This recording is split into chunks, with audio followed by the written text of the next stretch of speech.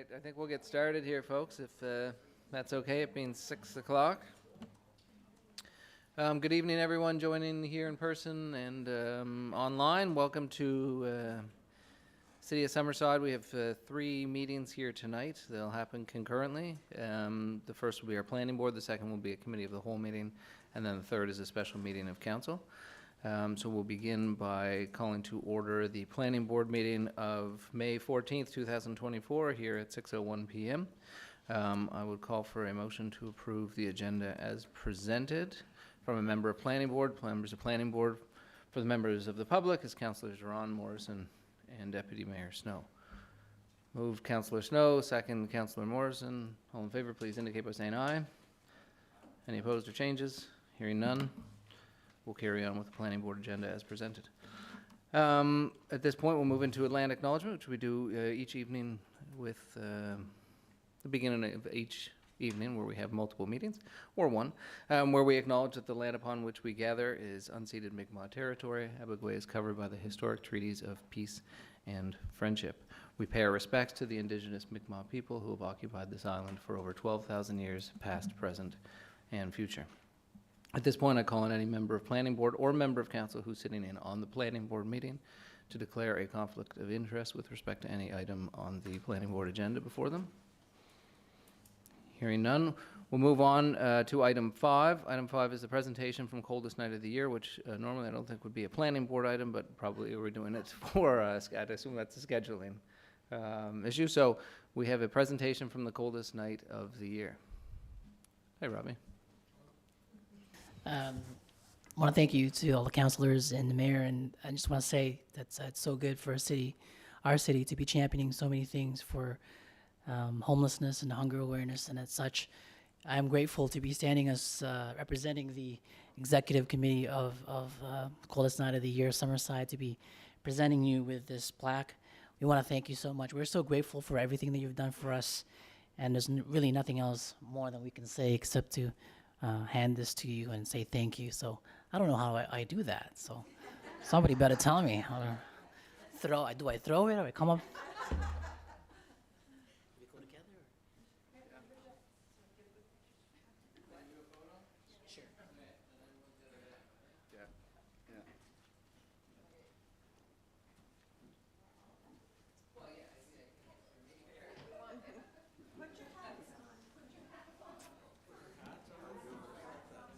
Put your hat on.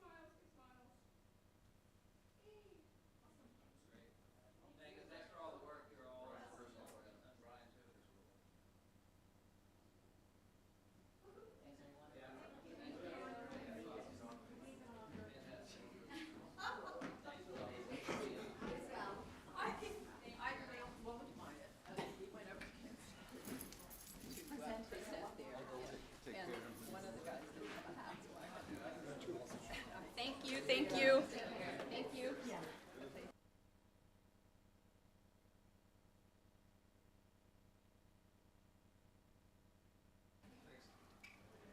At this point, we'll move on to item 6, with his mobile sales establishment of 60 Water Street. Chair of Planning Board, Councillor Duran, over to you. Thank you, Your Worship. I am going to just move this item over to my co-member, Deputy Mayor Snow, just because the next item is quite lengthy and I just want to save all I can save. Sounds good. All right, Planning Board, subject 60 Water Street Mobile Sales Establishment. Supporting explanation. Purpose. The purpose of the application is to allow a mobile sales establishment, TLC Treats and Rolled Ice Cream, to operate at 60 Water Street. Background. Devanshu Shrivastava applied for a mobile sales establishment license at 60 Water Street, weather permitting. The proposed hours of operation are 2 p.m. to 8 p.m. weekdays and 5:30 p.m. to 10 p.m. weekdays. 2 p.m. to 8 p.m. weekends and 5:30 p.m. to 10 p.m. weekdays.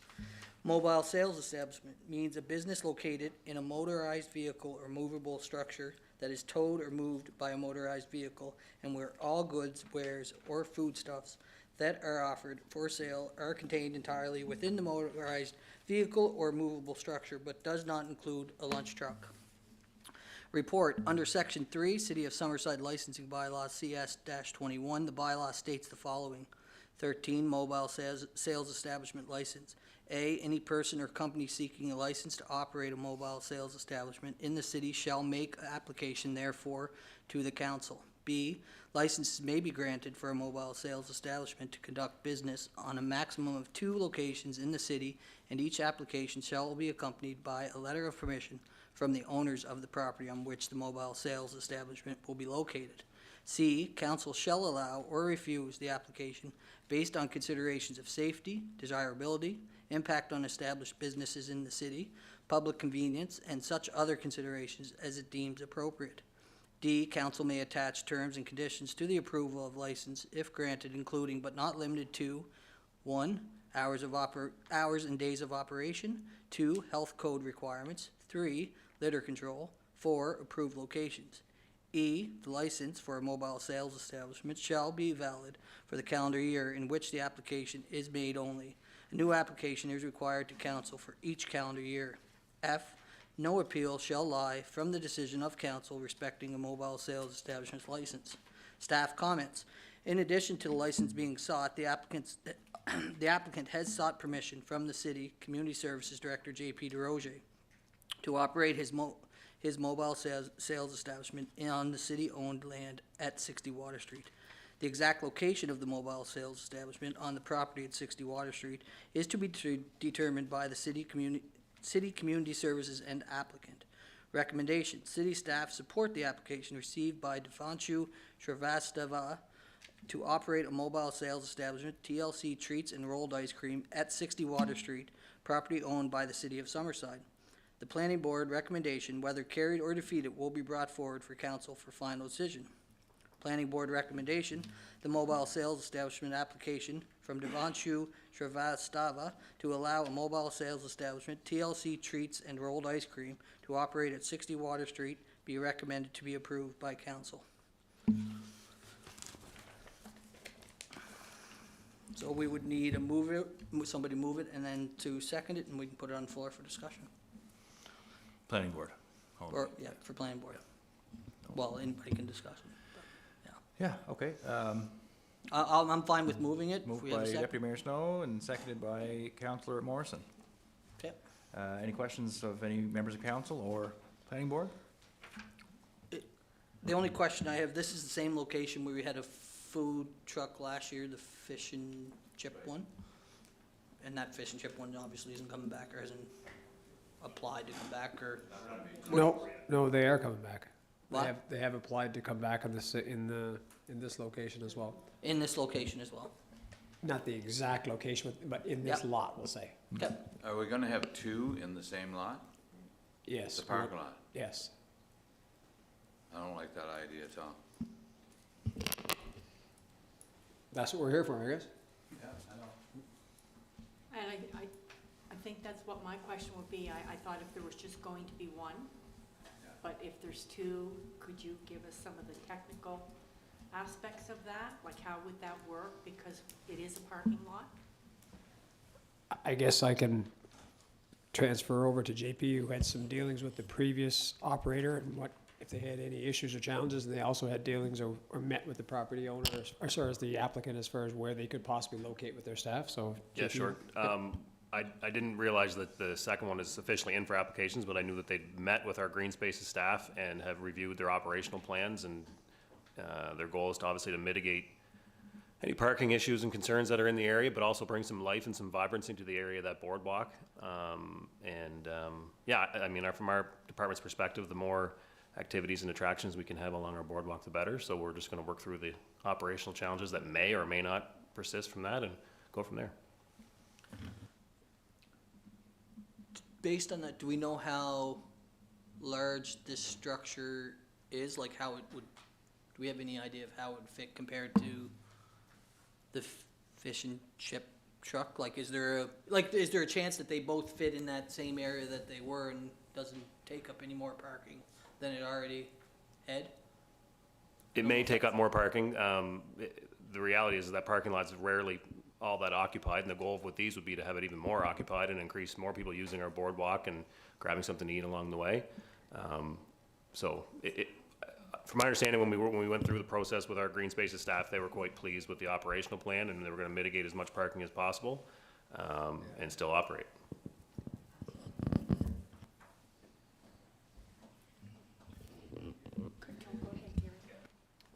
Okay, I just had a sort of, I guess, 3 parts. So how many parking spaces are there?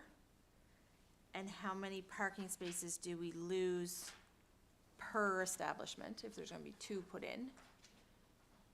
And would there be consideration on, I know this is the city's property, so that's why they go to community services, but would there be consideration in asking across the road that has a bigger parking lot and a crosswalk to get to it, to put 2 in there as opposed to 2 in a public parking area? I'm just thinking we have all the infrastructure in place to get the people across the road safely.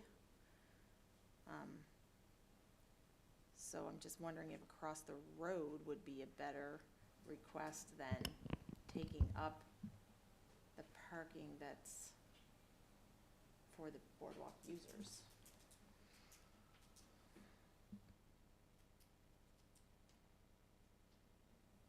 Is that a question for staff?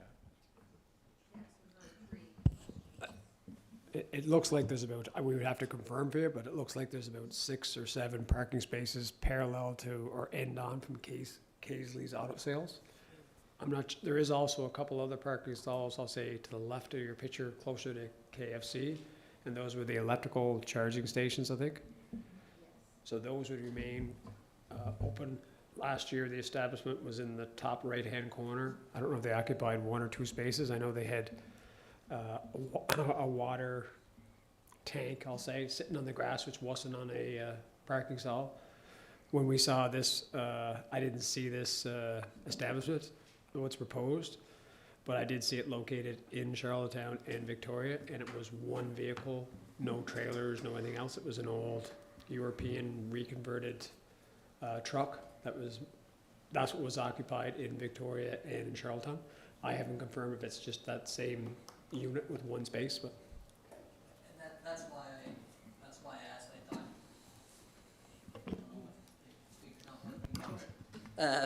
I thought it was a smaller unit, so I thought maybe it wasn't gonna take up a lot of additional space that would really affect. And I would somewhat agree, the additional offerings in the downtown, as we're trying to do everything we can to bring some life back to our downtown. I'm somewhat interested in make sure that it works and doesn't affect the users as difficult, like make it as difficult for the users, but I think it's something we would definitely be looking forward to in our downtown in some way. This applicant had approached, they hadn't set up in Summerside, I think they asked other places like we're headed in Charlottetown, they're actually occupying a parking space, and we said we don't do that on the street. And we said you'd have to go on private property or city property. If it was on private property, you'd need a letter of permission. So they submitted a couple locations, 2 or 3 locations to the city, and this was probably I guess the most preferred out of the 3 on, I'll say, city property. And if they weren't successful, they'd have to go and approach a private property owner to put it on their property. I didn't have all the discussions with the gentleman, but that was some of the recap of. Councillor Cameron. I have frequented Go Fish quite a bit. And the parking is a bit of an issue even with that one there.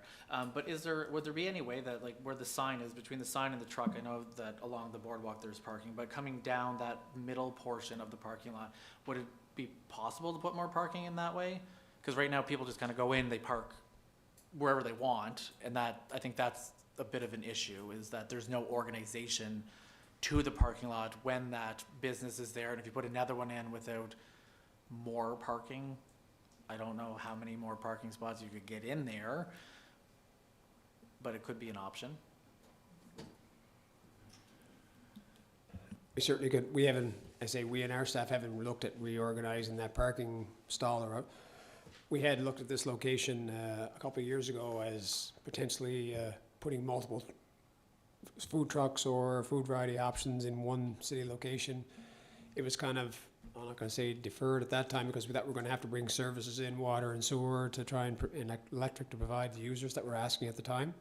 And then after that, they were bigger users that were looking, and then through the Port Corporation set up that, I'll say, food court patio area down below with a big bus and a few other bigger ones. So that's why that really wasn't going to fit. The staff that look after the space is that where that truck is parked on the image right there, we weren't even sure if you could have one unit right up next to the boardwalk where that looks like a truck and a trailer. That's not even in the parking stall. Whether we chose to locate I don't want to glorify it and say it's an ice cream truck, but that's sort of what it looks like.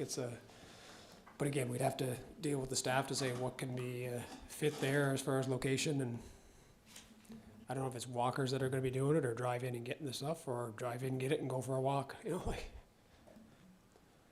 Kind of beats the purpose, having an ice cream going for a walk. They could get their dessert after. Aaron, did you say that it's just one truck? What I've been to this establishment, not as much as Nick to the fish, but I've been. It was one spot in a parking stall in Charlottetown, and then they located it next door to Richards in Victoria, and I frequented it there as well. It was just the truck. I don't know. Yeah. It was but again, that's a different owner. They bought that entity, and now whether this is the same operation, I know this is the people that. Yeah, because I know with the one that was there last year, it was the food truck, plus a trailer, plus tanks. So it's not just one. Yep. It's two, plus they had tanks there too. And yeah, if it's just a small truck, may not have much of a problem with it, but if it's a truck plus another trailer, and that, I think we're just defeating the purpose. Anyway, thanks. If I can, just before we go to Councillor McColeman, if I can just suggest that this item tonight is for the one application, the ice cream one, and not the one with the big truck. I suggest we deal with that one if and when it comes to us, but this is for the one in that location. I don't think we should be deciding based on two when the second one hasn't been. In regards to the Go Fish truck, that one's already been approved. So our direction from council was if it came back to council and it was all the same circumstances, it could be approved by staff. So that one's approved. And this one is the one that we're Okay, being so your point is valid, okay, yeah. Councillor McColeman. And I know that we're trying to stay true on the ice cream cart or whatever. Is it a bus? It is a truck. Truck, okay. But all I can say, living in that ward, and like Councillor Nick, we did frequent that fish and chip truck quite a bit last summer, and it was excellent. But the customers really liked it, and I really kind of just saw different times of parking. People really policed themselves as far as making sure there was room and not holding up a spot really a long time. Plus, on a sidebar, people can have their fish and chips. We're saying we're open for business. They can have dessert too. So there. I guess as a member of planning board, I'd certainly follow up Councillor McColeman and Councillor Cameron and Snow's comments. That seems great to me. I don't think we had any complaints about parking last year. I think if we have issues with parking because we have too many people all of a sudden using food trucks and accessing the entry point to the boardwalk in the east end of the city, that's those are good problems to have. By the same token, if people really want to, if there's, all the parking spots are full, as Councillor Adams pointed out, people could also park across the street and walk across. So I'd certainly be in favor of it as a member of planning board, and one of the advantages of having this come back each year is that if next year, if we found out that residents weren't able to access the boardwalk because of parking concerns, then we can deal with that next year. But right now, I haven't heard anything to suggest that that has been an issue. And your worship, another thing too, at the end of this season, we could review it to see if there were any problems or complaints from people. Linda, just so I'm clear, and I understood it exactly how you explained it, that, you know, if there's no issues, you guys go ahead and approve it for the following year, so we don't have to go through the process unneeded. So let's, for example, if the fish and chip truck last year, if we were hearing lots of complaints, we would then bring it back to council, correct? It's just because it went so well, you guys have said, go ahead. Okay. It also would be nice to be notified if these things are, we didn't even know that it applied, right? So I'm not sure how the council gets notified, but it would have been nice to know. We started talking here and we had no clue that they had already applied or been approved, so it'd be nice if we were kept in the loop. Okay, if there's nothing else, on the floor, moved by Deputy Mayor Snow and seconded by Councillor Morrison. And of course, it will go to council for a final decision. Members of the planning board in favor, say aye. Aye. And opposed? Hearing none, it is approved, carried.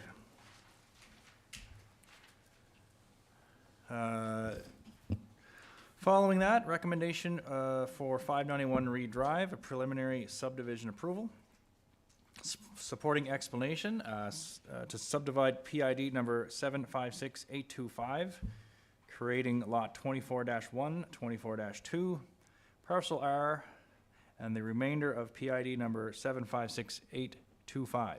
The planning board is required to make a recommendation to council on this application, and preliminary approval is required by council before the development can proceed. Background, an application was received from Strategic Holdings, Inc. to subdivide this parcel to build a street, extend municipal services, and create 3 lots. Lot 24-1, 24-2, and the remainder of PID number 756825. Lot 24-1 and 24-2 are intended for apartment housing.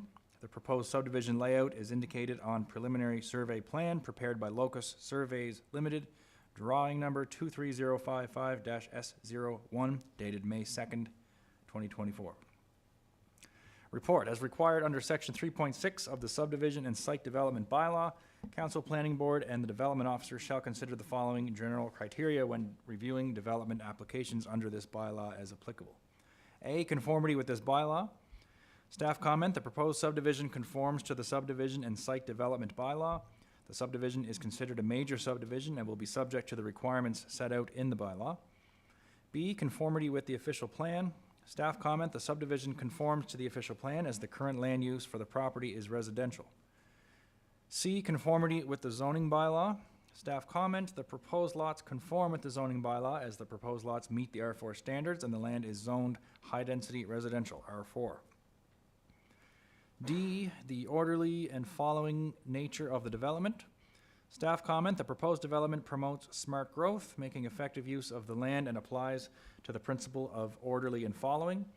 This development promotes residential growth and is an example of infilling vacant land. The developer will extend a street and services to the southeast boundary of the proposed development to provide future development to the abutting lands. E, physical suitability of the site for the proposed development, including avoidance of natural hazards, undue water runoff, or environmental damage.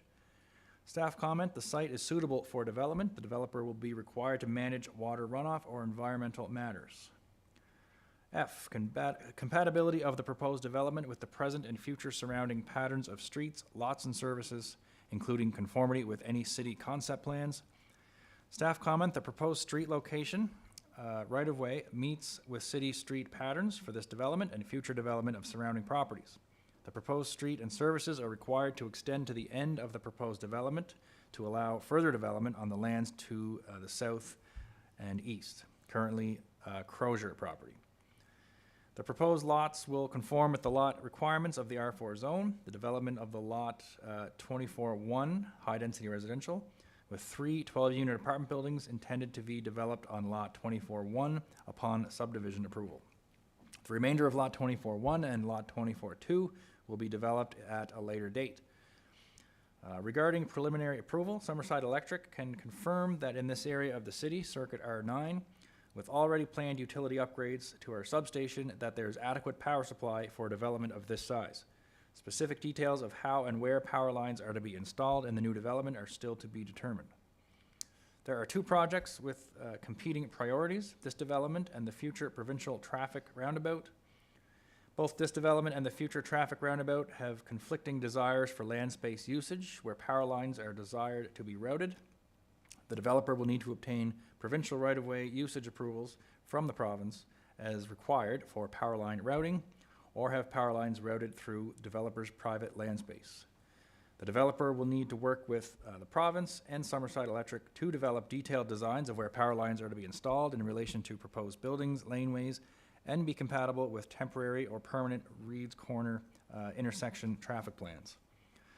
The developer is required to provide adequate land space to install said power lines and meet any obligations or restrictions from the province regarding the future traffic roundabout.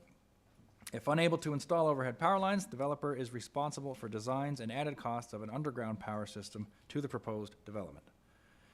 G, adequacy of the applicant's proposals for traffic circulation, parking, pedestrian access, water supply, sewage disposal, and storm drainage, including the adequacy of city streets and services to handle the increased loads. Staff comment, the proposed street is proposed to connect with Reed Drive, Highway 1A, to form a 4-way signalized intersection, which is currently a 3-way signalized intersection with approvals from the province, Department of Transportation and Infrastructure, as Reed Drive is a provincial arterial highway managed by the Department of Transportation and Infrastructure. The proposed street will have a designated right turn lane onto Reed Drive as requested by the department. There is an existing sidewalk on the east side of Reed Drive which will serve this development. The city has adequate water supply for this development. The city has adequate sewage collection and treatment systems to handle the loading from this development. The developer plans to service the proposed apartment buildings from existing services on Reed Drive. The developer is responsible to design the water main, sewer mains, storm mains, and streets as per city and or provincial standards. H, suitability of parkland provisions. Staff comment, parkland dedication is required for a major residential subdivision based on buildable area. Council may defer parkland, all or a portion of parkland dedication. Parkland fees would apply to lot 24-1, 24-2, and parcel R. At council's discretion, the parkland dedication shall be 10% land, or $3,550 per acre, monetary park contribution. Parkland dedication for this 3.83 acre development would be 0.83 acres, or $13,597. The city has sufficient green space, Meadow Heights Park, within 300 meters of the subject property. The city is proposing to satisfy the parkland dedication with monetary dedication. The parkland contributions shall be put in a fund reserved solely for acquiring or expanding public parks within the city. I, impacts on city finances and budgets. Staff comment, the preliminary subdivision approval application may have an impact on city finances and budgets.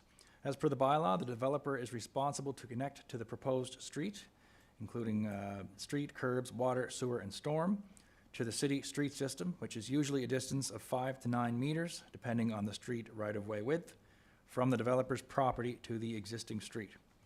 Being as Reed Drive is a provincial arterial highway, the right-of-way is much wider, creating a distance of 45 meters from the developer's property to the street system. In addition, Department of Transportation and Infrastructure is requesting a designated turning lane on the proposed street, resulting in more than normal costs. The developer is requesting a cost share of street portion A, 45 meters, requesting the province contribute 50%, the city contribute 25%, and the developer contribute 25%. City staff have been consulting with the Department of Transportation and Infrastructure regarding this development. DTI, Department of Transportation and Infrastructure, is open to cost sharing portion A.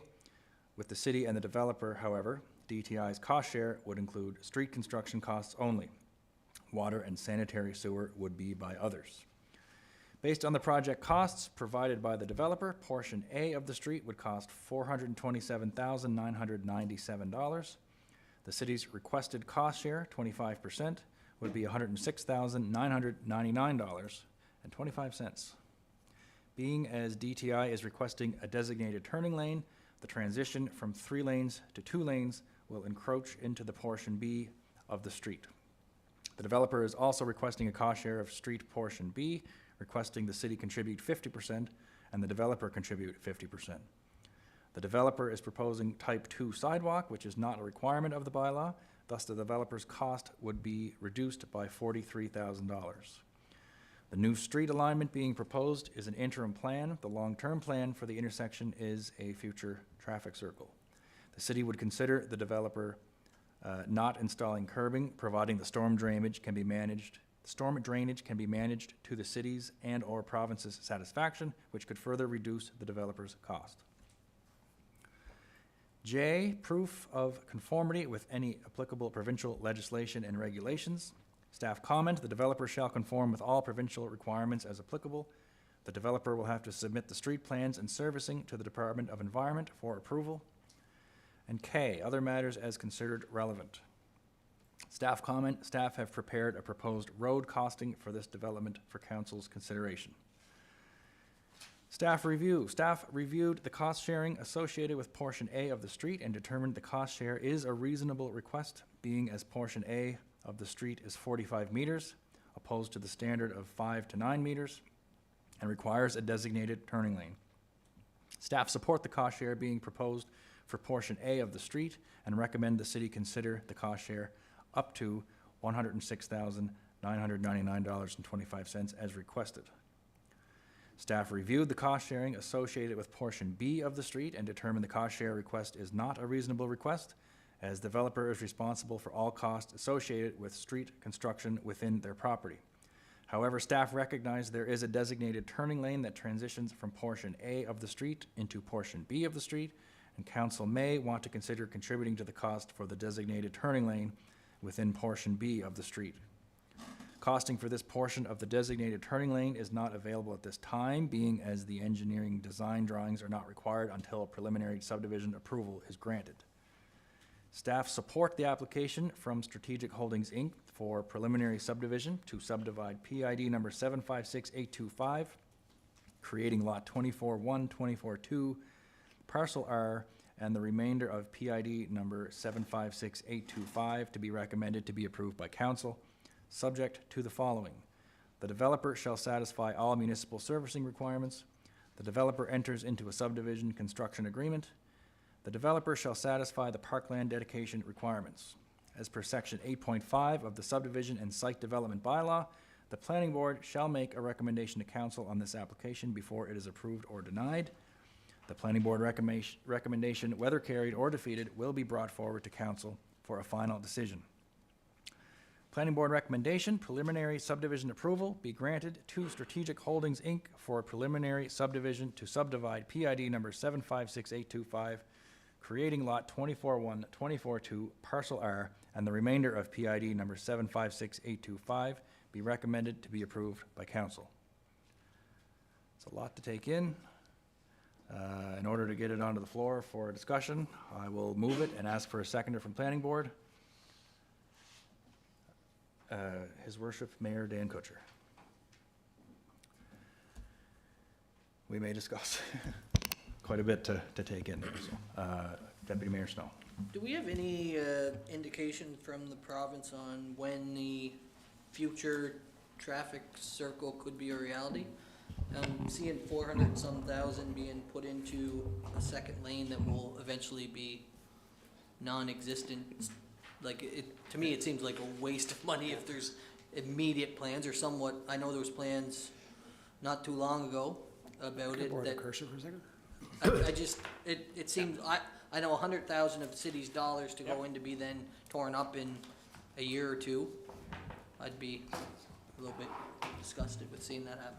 When we had the initial discussion, the the developer was proposing to build, or we had initial discussion with the province and asked about the development, and they said they would be open to one building happening, and in the interim, to get a development started and get some housing based on the current, I'll say, crunch, if they were open to having one building develop.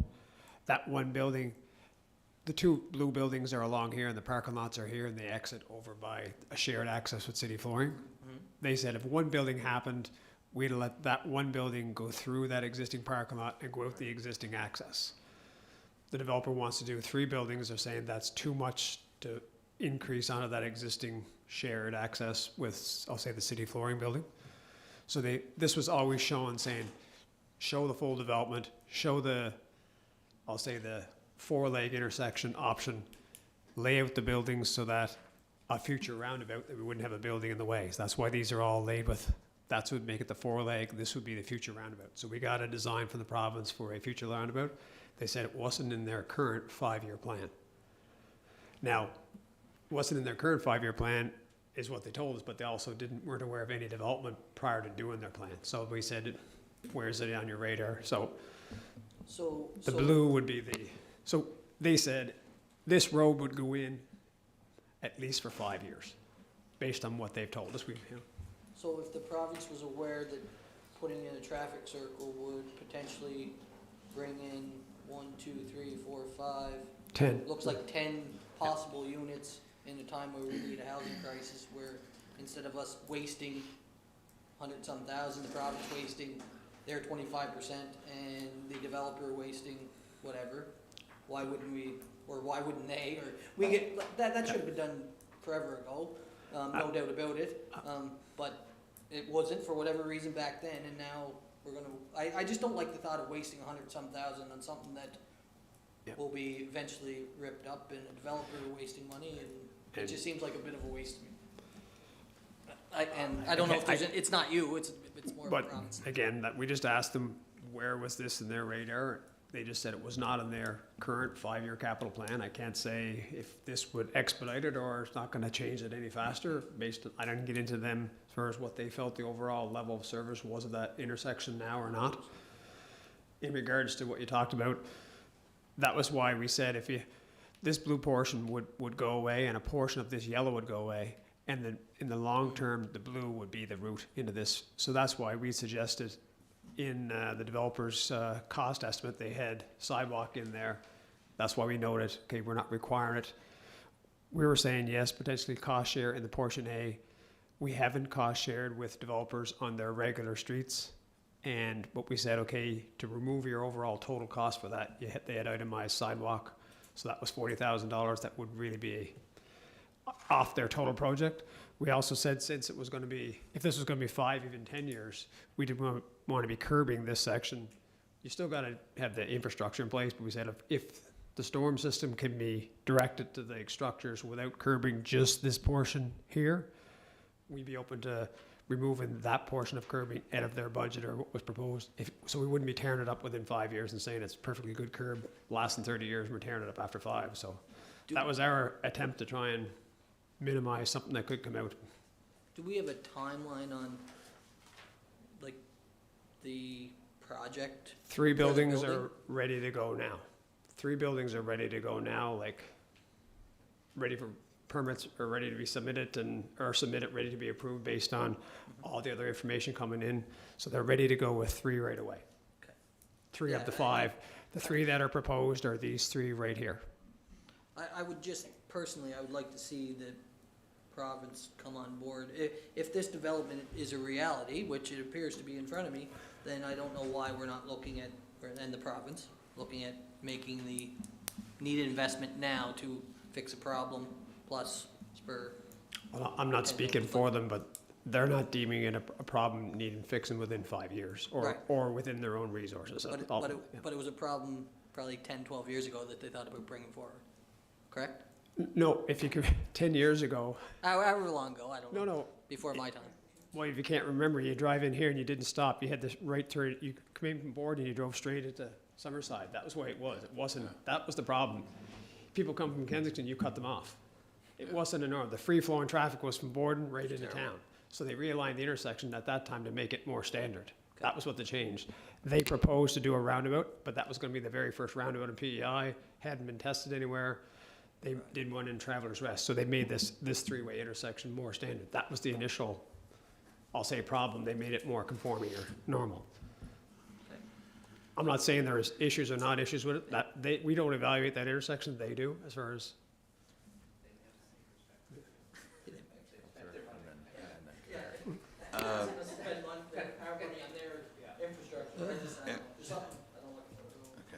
Aaron, just a couple of questions. On G, it says the developer is responsible to design the water mains, sewer mains, storm mains, and streets as per city and provincial standards.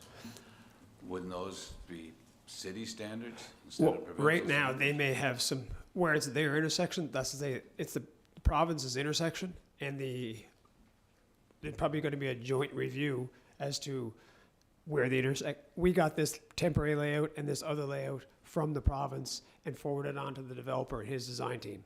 So- It's their intersection that they're gonna oversee as well. Not when we get back into here in the yellow, that's our city standard, but they may say, they don't normally require their stuff to be curbed. They were changing it this year to be Right. curbing, but I guess why I'm asking is our city standards are usually higher than provincial standards. I think we just had it joint in there so that we're fully aware it's not just our approval required on this, where it's their Okay. provincial intersection. All We're right. just saying, they may have some other standards that we don't deal with and saying, okay, you need to have this, this, and this, which, Okay, the other question I had was the future traffic circle and the future development that brings the street that comes in off of it. Who's responsible for the cost of that? If the developer is doing this, and when they put the traffic circle in, who's paying for the traffic circle to reach up with the portion B?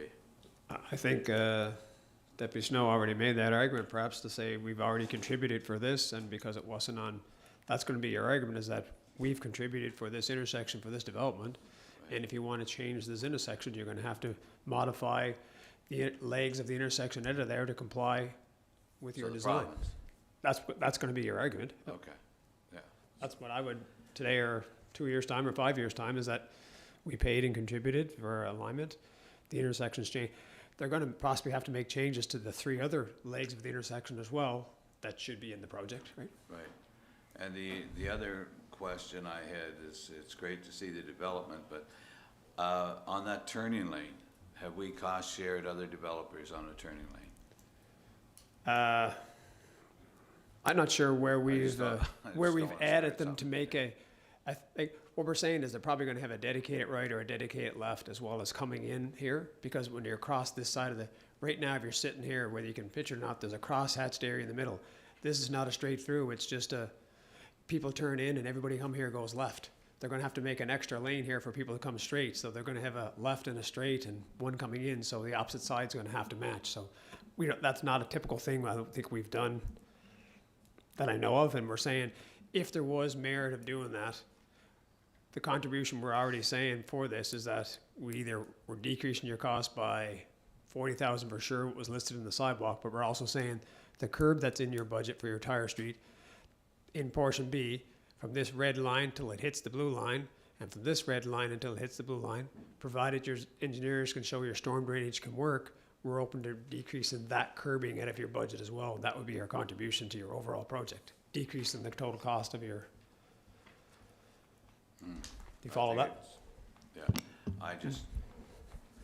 I have an issue with that one, yeah. So we're agreeing, we're not necessarily cost sharing there's merit there, but we're saying if you wanna make a contribution, we're decreasing our city standards so that it'll not be something tore out within 5 or 8 years on a product that could last 30 years, Okay, thank you. Provided it works, we don't want it in there and water not getting directed and being a storm. The curb is there to direct water so when they get into the design, if they can show that this storm system is in, the storm system will have to be in, but if we can get away without the curbing on this last portion, or a portion of it, it'll decrease their overall cost, which is like your contribution. You're decreasing, Right, it was just the fact that we don't contribute to anybody else's right turning lane. I'm just wondering what we're starting, so. and I don't know if Linda might have more. So the only other subdivision that I can think of off the top of my head here where we've connected to a provincial street was Putters. And in that case, they didn't request a right turn lane, yeah. Could we possibly get information of other, let's say Charlottetown, let's just say for example, any of the provincial highways where there's been some development that a turning lane might have been added? Would there be any record of maybe the city of Charlottetown being requested to? I find it absolutely ridiculous that their province with the highway budget of, I don't even know what it'd be this year, but it'd be absolutely crazy the amount of paving and stuff going on. Rightfully so, perfect, pave all you want, but to come and ask a city to contribute $106,000 to a provincial road. The province didn't ask, the applicant asked. The applicant asked. The province applicant said asked. The applicant went to the province and said, Right. we would like a cost share with the province or themselves and the city. The province said we would be open to cost sharing it, I think was and the developers proposing the percentages, you know? So we're asking you guys to say, okay, that's what's being asked. That's why the wording said 25% or up to a maximum dollar amount, so you guys know that's capped. Saying if they change the percentage of it, you're comfortable with this dollar amount for 3 out of 10 buildings now. That's, Okay, So- I apologize, because I thought the province was saying they would if, yeah, okay. no, they may have said if, but the initial ask didn't come from the province. It came from the developer saying, look, we just done up our costs, and we just asked the developer, can you give us some detail, which they did, a breakdown, so we could have a look and say, here's the total numbers, here's what it looks like. And that's where we looked and said, okay, there was sidewalk in there, we could probably eliminate, not probably, if the applicant chooses to put sidewalk in, that we're just saying is not a requirement, right? I got you. I misunderstood. Thank you. Councillor Adams? Thank you, Chair. Okay, so in D, where you say orderly and following, what's the meaning of orderly and following in that? I guess that they are starting at this location and connecting at a location that's suitable to turn a 3-way into a 4-way intersection, and that they're bringing it all the way to the limits so that another development can continue on, and we're not into a argument later on of who's gonna pay to get this road over if that next field wants to develop and that sort of thing, so it's. And there's also, I guess, water and sewer close to here. It's not like there's a big gap 200 meters down the road or a half a kilometer down the road and saying, I'm gonna bypass all these firms and now maybe potentially have to then potentially cost share. The existing sewer goes in front of this property, the existing water. So orderly and following is access, water, sewer. Gotcha. Yep. Okay. I have a few things. So in F, already planned utility upgrades to our substation. When would those upgrades be happening? I'd have to refer to the electric utility. I would have assumed it was either in their capital planning to say, we already have planned upgrades to do. I know we have, 9 or 13 circuits, and they've been doing some work last year to change loads to balance them out so that all circuits could. Okay. And then they'd also be able to provide backup when they have to run generators. They know that this is large enough that we can do and rotate around, so. Because I know Director Gregg has mentioned before that we really have an issue with, out in that eastern end with the load. So I wouldn't want to put any more on it when we're not servicing the people we have. Or we're not And servicing. this comment doesn't come from us, it comes from the electric utility. We just insert it in, so Right. it's their wording to say. So maybe can we just find out on that one, because I wouldn't want to, other people have been waiting longer for sure for that to be stabilized. The developer will need to work with Province and Summerside Electric, this is still enough, to develop detailed designs of where power lines are to be installed. Is that before the building starts? No, it'd just be, well, either they'd agree to say, I know they've had discussions, like for example, there is a power line now that comes down the back of this property and goes in to feed the property. That's how it's fed now, Yep. because this is all vacant land. Those discussions with the developer and our utility to say, okay, we can now move that power and come across the front because we have to feed this building, and then we can bring that power line in this new road. So I know the developer and the utility have been coordinating various options, but as I think was mentioned in the note, they want to run that by the province, say we're putting power in so it lines up Yeah. for your current phase, or we'll know we have to move it Yeah, so you in have to move 4 everything. or 5 or 2 years for. Okay. I'll keep going. You had mentioned that on the map here, buildings 3, 4, and 5 would be the first ones started, but on building 5, it has not to be constructed until further review. Who's the further review by? We have since heard back from the province. They were holding on these 2 buildings until they did some more work. They'd first given us this temporary route, then they give us this roundabout. They then said, okay, where if we swing traffic into this here? So we've since heard back from them to say that they do not need any more land other than this red line that they currently have. Gotcha. Their 2 lanes are in and out, will come into the roundabout like this, so therefore these 2 buildings have since been, Like the I'll say, the released the setback's hold. fine. Yeah, okay. Okay, and next would be, so the parkland provision, so that parkland contribution shall be reserved solely for acquiring, expanding public parks within the city. Is there any way that that can be directly towards the park that would be most impacted by this major build? Because that park is very minimal now, it's well used, but. And I guess, we can defer to CEO and deputy versus, that is our, and previous history. Previously, it's been, we need land for parks. How we fit them up is determined Yep. later. We're doing it as a land or a planning tool to say we need a certain amount of parkland. This money is intended then to say if there was land abutting that existing park to say, or it was being developed, or we want to expand, that'd be the kiddie money. You go to a developer and develop and say, we want this strip of land to expand this park, or we're having, I'll go back to Lafergie and say we're having issues with softballs or baseballs. We could take an extra strip of Yeah. land and make it larger and then eliminate that issue. Okay. And in I, where it says the developer is also requesting a cost share of street portion B, as was sort of mentioned already, that's 50 and 50 on portion B. The developer is proposing type 2 sidewalk, which is not a requirement of the bylaw. What's a type 2 sidewalk as opposed to a type 1? When the curbing, what goes in there now is a curb and gutter goes in. A lot of times we're putting a sidewalk right next to the existing asphalt. When we're replacing them, we make it a combined curb and gutter and sidewalk, so we call that a type 2. And a type 1 sits back behind the curb by itself and is only typically 4 inches thick and spaced away. So that was our normal sidewalk, but once we were able to combine them, it's just another term. Okay, We've put lots of type 2 in as our projects ourselves. Right, okay. It's on J, the Department of Environment for approval. Do those approvals come back to the city, or how does that work? All water and all subdivisions where there's new water mains or sewer mains get installed, get sent to the Department of Environment for approval, and we get a authorization to start from the province that gets sent to it may get submitted by the designer's design team, because they need the drawings to go with it, and a copy either comes to, definitely a copy comes to us, whether the initial one comes to us or the developer or the engineer that requests it from the province. So it's not so much Department of Environment as much as it's the department that handles water and sewer main extensions across the island. I don't know if there's any environmental issues on this property. That would be a separate category. In that same heading would be approvals from the Department of Environment, if there was some in this area. Gotcha.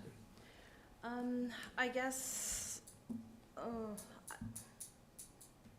I do have concerns because I feel like there's already been a lot of liberties taken on this area without approvals, areas being used that didn't belong to the developer.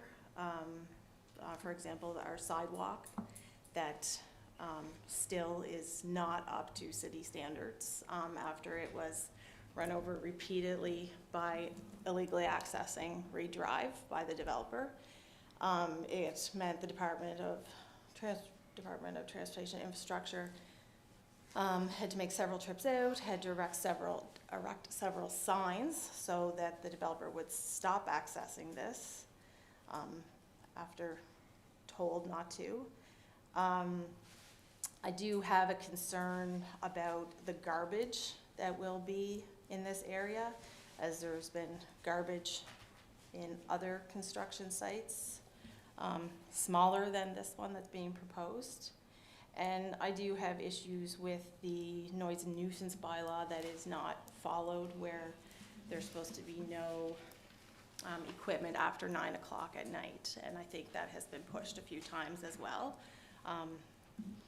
I know it has been pushed a few times as well, so I really think that if something like this, you know, if you're building something and you're saying it's for the betterment of our city and to help out, then I think you really have to be a good neighbor and you have to put forward a good effort. Because I know other developers in the area have been very kind and courteous to neighbors, and it's made a world of difference to the neighbors and the developers. So I would really ask that when this being considered, and if it is ever passed, that those things would be looked at for sure.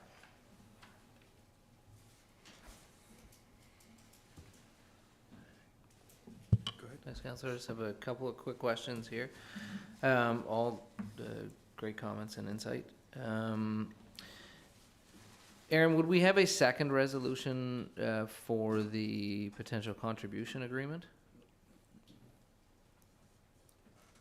I'm not sure. I think we'll have to bring forward I guess it was for planning board and then go, I don't really know that answer offhand. Just because sometimes these get tangled in and then we finish the meetings and then we go, wait a second. This is just the planning board, I guess, where that decision gets directed to be, maybe.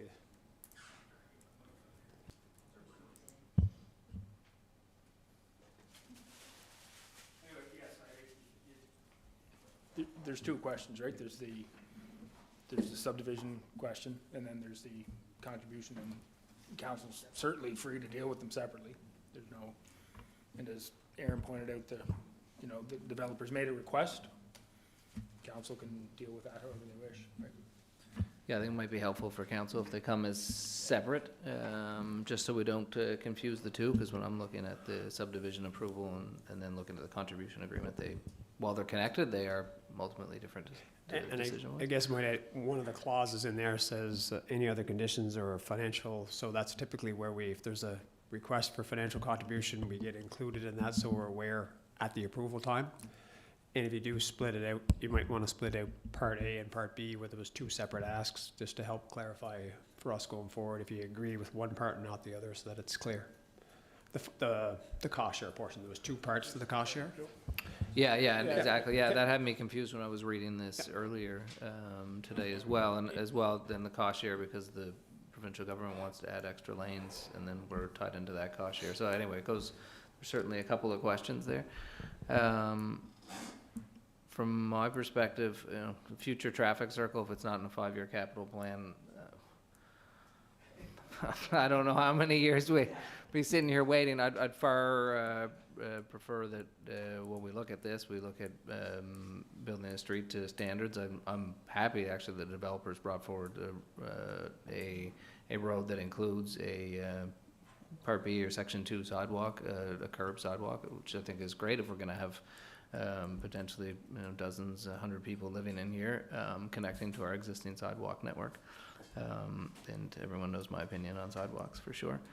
So when I look at this, I certainly would be supportive of in requiring curbing and sidewalks, and if the province wants to come tear it all up when they do their next capital plan or in 10 years, then they can pay for all of that. But I think it's a very realistic possibility that we could, maybe not but 10 years be back still with a future traffic circle drawn on a map with no sidewalk, no curbs, and so anyhow, that when I look at it, at least I don't unless there's something concrete, I certainly would suggest that we look at when we do look at a contribution agreement, at least being able to include and exclude what meeting city standards are, and then the over and above standards that the developers propose with the sidewalk, which I think would be excellent. The other one, just to Councillor Adams' point, which I thought was really relevant and important, on the parkland dedication and connecting that to the area itself, and whether or not that goes to the Meadow Heights Park or goes to connecting this development to Meadow Heights Park as well, because I don't think there is any sanctioned footpath or is foot traffic, I think, that goes from Meadow Heights, yeah. From here? Okay, through the back or through the? Up the road and up Madison and then Bedwell right to the corner. Yeah, okay. Anyhow, I think that's a, I guess the useful to look intent at there tying was it to that the abutting, one, we have had discussions with the abutting property owner. They say as far as neighbors are aware that this is being proposed, and we've said we have to wait until stuff gets proposed before we can share it with them. If they look at, for example, if they look at the abutting field to the south, if they chose to develop their land, potentially you'd be taking this money and buying a piece off of them to either put a walkway up where or adding on to, this is a larger field beside it, that may be another park. He's saying, okay, we'd use this money to enhance a park there and having two parks or a linkage between the two or what have you. yeah, That was the okay. intention. If there's a way to delineate that, at least, maybe not as like a specific reserve, but to note that in the future when we're looking at this stuff, because I think sometimes, on the east and the west section of the city, some of the parks get, not as much love as maybe they should. I think the parkland dedication in that account gets allocated as to where it came from as far as what development and what, for tracking for the money to say. Again, I mean, in principle, I'm fairly supportive of what is being asked here. I'm just wondering, are the lines of communication with the province still sort of open with the city on this or any other project? Like, We do have met with ongoing- them, I think when the rezoning was gonna happen. With the rezoning, we met, sat down, they brought us back, in a short time, the roundabout concept, as well as this, I'll say the current four-leg intersection. And then when we submitted this plan to say this is their current concept, and they had conditions on those two, they got back and did their, I'll say, design of one leg of that intersection to make sure that was, so it was a short time that we got 2 or 3 responses back on those items in the past, Okay. we'll say all since February or something, that we've been Okay. back and forth with concepts and proposals. And Okay, like, I mean, to me, $107,000 is a relatively easy pill to swallow, considering it might be, if it's the thing that brings 10 buildings full of people. But I would also, I mean, I don't know when was there a 5-year plan as of this year, or was it as of 3 years ago? Like, we know the phase 1 of the East-West is gonna be complete relatively soon, and we all know how fast housing can potentially go up along a new, in a new area. Like, you know, is there outlook based on traffic or population of the area? Cause it's like, it's gonna explode there.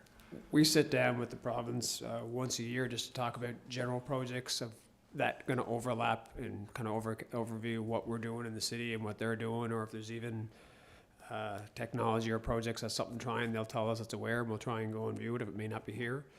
We haven't had that sit down with them yet, but last year when we did, we mentioned the east-west, and you know, that's the short connector is what we're doing now. The eventual long connector is to go all the way to Reed's Corner, so we made them aware then, so that when you're doing your long-term, this was before this development, we said there's gonna be another intersection or another leg to this intersection, and it would be on this side of the road. And then since then, you guys have seen the for sale sign on that family's farm. They've headed up there with concepts. So they're looking, they being the province, looking at how would they give that farm development access. So that's why this roundabout would actually go to a 5-leg roundabout, because we have the 3 legs now. This current development would be 4, and the 5th one would be our long connector, but also our long connector would develop that current farmland. I think it's the Reed family on that side of the road. So if they went ahead themselves, the Reed, that's for sale. If somebody bought that and developed that, there's a pretty good chance that would pressure again, that where they're going to give them access.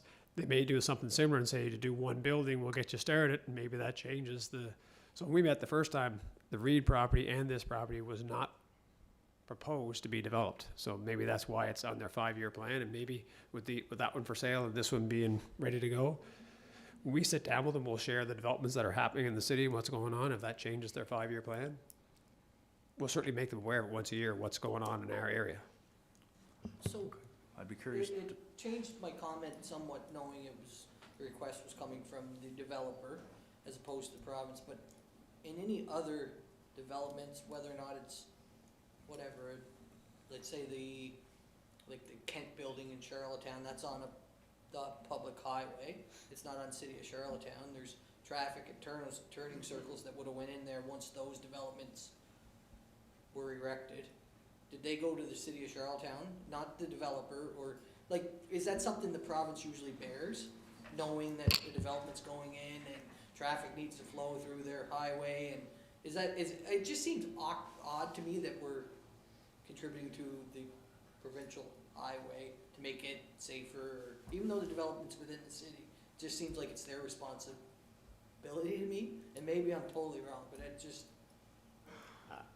like, if we said no, would the province then put in that turning lane because it's the safest thing to do and it's their highway and they're responsible for moving It's traffic? not, I don't think just the turning lane, that we're saying that, as Linda pointed out, typically our right of ways are 15, 20 meters wide. So where if someone was to build a road on a normal street, there's only a certain distance there that the street doesn't exist now.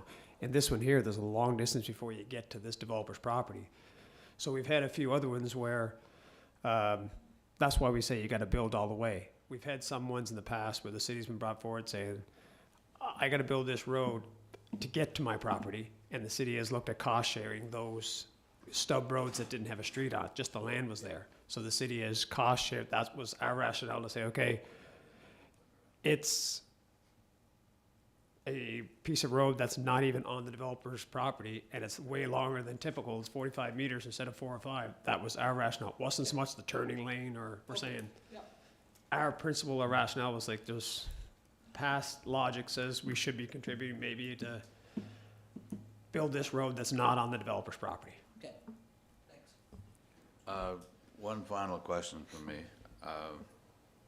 So you said that they would not, who said that they wouldn't allow the access to go up in front of the buildings like it was proposed prior? Did the province? The province said they would allow one building to go, because right Right. now it's going across the existing parking Right. lot, and they needed to have right now it's a shared access between Yeah. city flooring. They would allow one building to go across this Yeah. 2 parking lots, provided they could show there is a legal, active shared access for them. Okay. They said one building, because they said, we understand there's a housing crunch, we understand it's a lot of road to put in to get one building. Yeah. Get one building in to get the project started, maybe drive everything else, but then when the development comes in, I currently want to put 3 buildings in, they said that's too much traffic or change to be putting through this. It's really a parking lot here into these businesses, to drive 3 buildings through this parking lot over to this shared access. Okay. My other comment is if we put in portion A and portion B, or the developer puts it in, I'm doubtful if you'll see a traffic circle there for years. You know, why, unless the other farm across the road sells and there's a big development there, but, Or the budding property here develops. yeah, possibly. Oh, they put one in Grand River. What? They put one in Grand River. Yeah, they got one in Grand River. There's one in so- Newton, I'm sure we can get one. And somewhere. they got 25 in Charlottetown, so. Portion A then is owned by the province, is that correct? Yes. So, Okay, yeah, this here, it's an odd right-of-way with, this is the right-of-way limits right now, comes down here, because whenever I think they done this, they took extra land to allow for future, For this. for this, or down the road, yeah. yeah, So that's the right-of-way limit is way back here, and that's the intersection, that's why this is 45 meters, sorry, until you get to this property owner. yeah, of all provincial land. Might be Yes. 45 minutes. Yeah, and we're talking about contributing then to the province. To the developers, To the developers developer and the cost province. responsibility to bring that in. What the developer's proposing, the province pay 50, he pay 50, the city pay 50, what's the road in this light blue area? Portion A. That's why we got to color code it to try to. Right, but elsewhere in the city, like when we have our own property and we're building, when we were talking, we did this, there was a time, we were building a road over our property, we paid the full amount of that, road, did we not? I'm not sure where you're talking, but that's why the portion B, the staff are saying, if you're building totally on your property, developer pay it. That's what our recommendation was. But where this was going to be temporary, we didn't want to be seen putting curbing in that was get torn out in 5 years. And we're saying, do we really need it? Or even is the province going to require curbing on is their standard on their right of way? We're not sure if they're going to require curbing or not. And then Okay, yeah, I guess I'll just have more questions when we look at the, at that as a separate piece. Yeah. Can we not ask the province if they'd consider paying 50 instead of 25? Like, can we try? Like, We certainly is can. there- We as staff did not speak with the province on cost sharing. That was the developer that, we did suggest we met with the province, that we said we assumed, as you're probably gonna get asked, because we would get asked. So we made them aware, you know, that you may get, so we just gave the province a heads up that you're probably gonna get an inquiry here about this cost share, so be aware that in past, we have been asked, and where it's not on their property, and excessive distance, or Councillor Adams? Okay, I guess I like the idea of when we're deciding on it, like you had mentioned, Gordon, keeping A and B, because it's easier, just moving forward in the future, if you're dealing with one over the other, just to keep them separate. So can we keep those as separate decisions when we're doing it? Is that how that works? Yeah, so you're looking at like separate resolutions for Yeah. the contribution agreements for portion A and portion B? Yeah. Yeah, I don't see why not, that seems Rather reasonable. than, and I guess, I just thought we've mentioned a few times the 5-year plan from DTI, and what their 5-year plan is. I thought that the traffic circle was in their 5-year plan, but maybe it's not. But we keep asking about their 5-year plan. I guess I'd be interested in what the developer's 5-year plan is for the area, because there's other builds that are going on in the area. Are those going to be completed before this is started? Because this will be there's already 2 buildings on the go that aren't completed, so I'd be interested to see if we could get those completed and people living in them before we started a whole new area.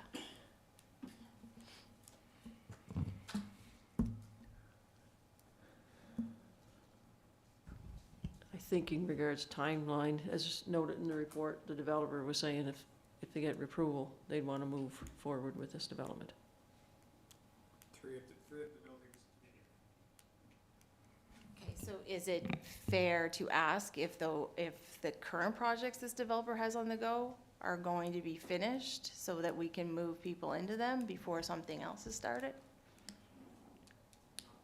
We're just here to deal with this, again, with the pace of, I drive by them and see people working. I don't know if it's appropriate to ask that or not, but I mean, this is a land use issue, right? Timing of other developments wouldn't be something that would normally be part of council's consideration, but certainly an option to ask the developer. yeah, because it's getting brought up in public, so it just, people would like to know, like, if a lot's getting started, are we gonna see completion of some, so. So in terms of this evening and in terms of planning board, I'm certainly not prepared as a counselor, as I'm sure many, there's some information that I don't have, obviously, before council can make a decision. But as a planning board member, in the interest of time and interest in getting this through the process, I do agree with it in principle. Like I said, I think it's a reasonable request, but I think we can get, I think we need to, as a city, talk to the province and see if there's any wiggle room on this cost sharing thing, because I don't think, or if the developer can go back to them and see, because like Deputy Mayor Snow, I don't see how we should be in some ways responsible for something that is a provincial jurisdiction. But in the interest of moving things along, like I said, I think $107,000 is a relatively small price to pay. So, I'm just interested in hearing maybe 1 or 2 more alternatives that we may be able to discuss with the province. But like I said, in the interest of time tonight, planning board matter, I'm prepared to move this forward and endorse for council's consideration. If I have a seconder. I may second it. I'm just wondering about the, like, breaking it out. At what point do we break out the AB, the other cost sharing requests? Like, second it now, or does that bring in the whole request forward? We break it out now? like remove those A, B parts, the cost sharing parts, and move the resolution forward without those included currently, and then work on the other one? Well, those are 'Cause just it- part it's of the, strict- those are just part of the report. It's not like they're conditions that we must Yeah, approve or not. They're just part of the report that were suggested by the developer and staff. I don't think we're necessarily endorsing the content of the report. We're just, yeah, well, at the end of the day, and to Gordon's point, it's strictly a land use, right? Sometimes we get too far in the weeds, and I know what Councillor Adams is referring to. We all wanna see units built and get them done, but we're basically just asking, is this a good area for this type of development? Is the land, does it make sense for that? So, not whether or not when it'll be built, or if it'll be built, or if he's, whatever, so. Yeah, anyway, okay, so if we're able to move ahead, I'll second it. okay. And I guess, I didn't mean we weren't endorsing what's in the report. That's exactly what we're endorsing, but Yeah, you know I what I know what mean? you're Like, those are suggestions that, for us to consider, so. Moved by myself, seconded by Deputy Mayor Snow. Members of the planning board in favor, say aye. Aye. Opposed? None. So that will go to a council meeting. Not sure when that is, but we'll report the dates maybe at the end of this meeting. Just to be clear, council's, or planning board is recommending to council that council considers two separate resolutions. One on the subdivision approval and another on potential cost sharing, correct? Yeah. We just want to make sure we're all on the same page. Three resolutions, because cost share, portion A, cost share, portion B. Right. One of the cost shares was recommended by staff to be approved. One was recommended not to be approved. Yeah. Right on. Thank you. So the monthly, I expect this will go to the monthly council meeting, which is, because of the holiday, it's gonna be on Tuesday, May 21st. Okay, so I guess that's it for that. Thank you, Chair. And with that, we will adjourn the planning board meeting of May 14th, 2024. And we might as well roll straight into the committee of the whole meeting, if that satisfies council. Great. So we'll begin by calling to order the committee of the whole meeting of May 14th, 2024, here at 7:18 PM. Before I call for a mover and a seconder for the approval of the agenda, I have a couple of changes from councillors. Councillor, and if I get this wrong, you can correct me.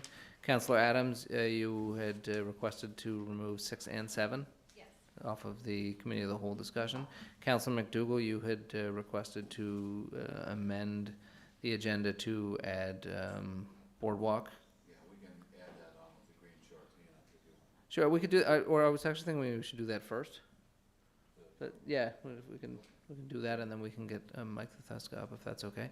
So Councillor McDougall is going to add, I guess, boardwalk safety security on. So we'll have as item 3B would be boardwalk safety security. Councillor McDougall, then we'll continue with the rest of the agenda as presented with items 6 and 7 removed. Did you get all that, Brian? Great. I'm not going to repeat any of that for council, so I'll call for a motion to approve the agenda as amended. Councillor McDougall, second. Councillor Adams, all in favor, please indicate by saying aye. Aye. Any opposed? Hearing none, we will move on to item 3, conflict of interest declaration. Any member of council has the opportunity to declare any conflict of interest with respect to any item on the agenda. Hearing none, we'll move on to item 3B. Before we move to you, Mike T, we're going to do the boardwalk discussion. Yeah, it's okay. It's all right. You can keep this up. Yeah, you can stay. Boardwalk discussion, Councillor McDougall.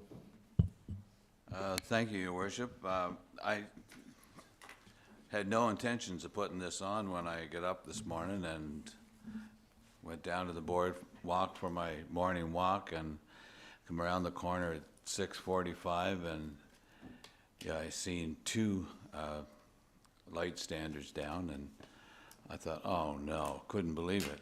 And I met a couple of people coming out and they said, don't waste your time looking for more because there's all kinds of them down in there. I think there was a total of 21 light standards busted. I sent photos this morning to staff and council members. It's disgusting, it's heartbreaking, and the people down there that use that boardwalk every day are just beside themselves, that somebody has that much hate in their body that they got to take it out on a light post. They took the garbage can at the end and threw it over the rocks. Benches knocked over, other garbage cans knocked over.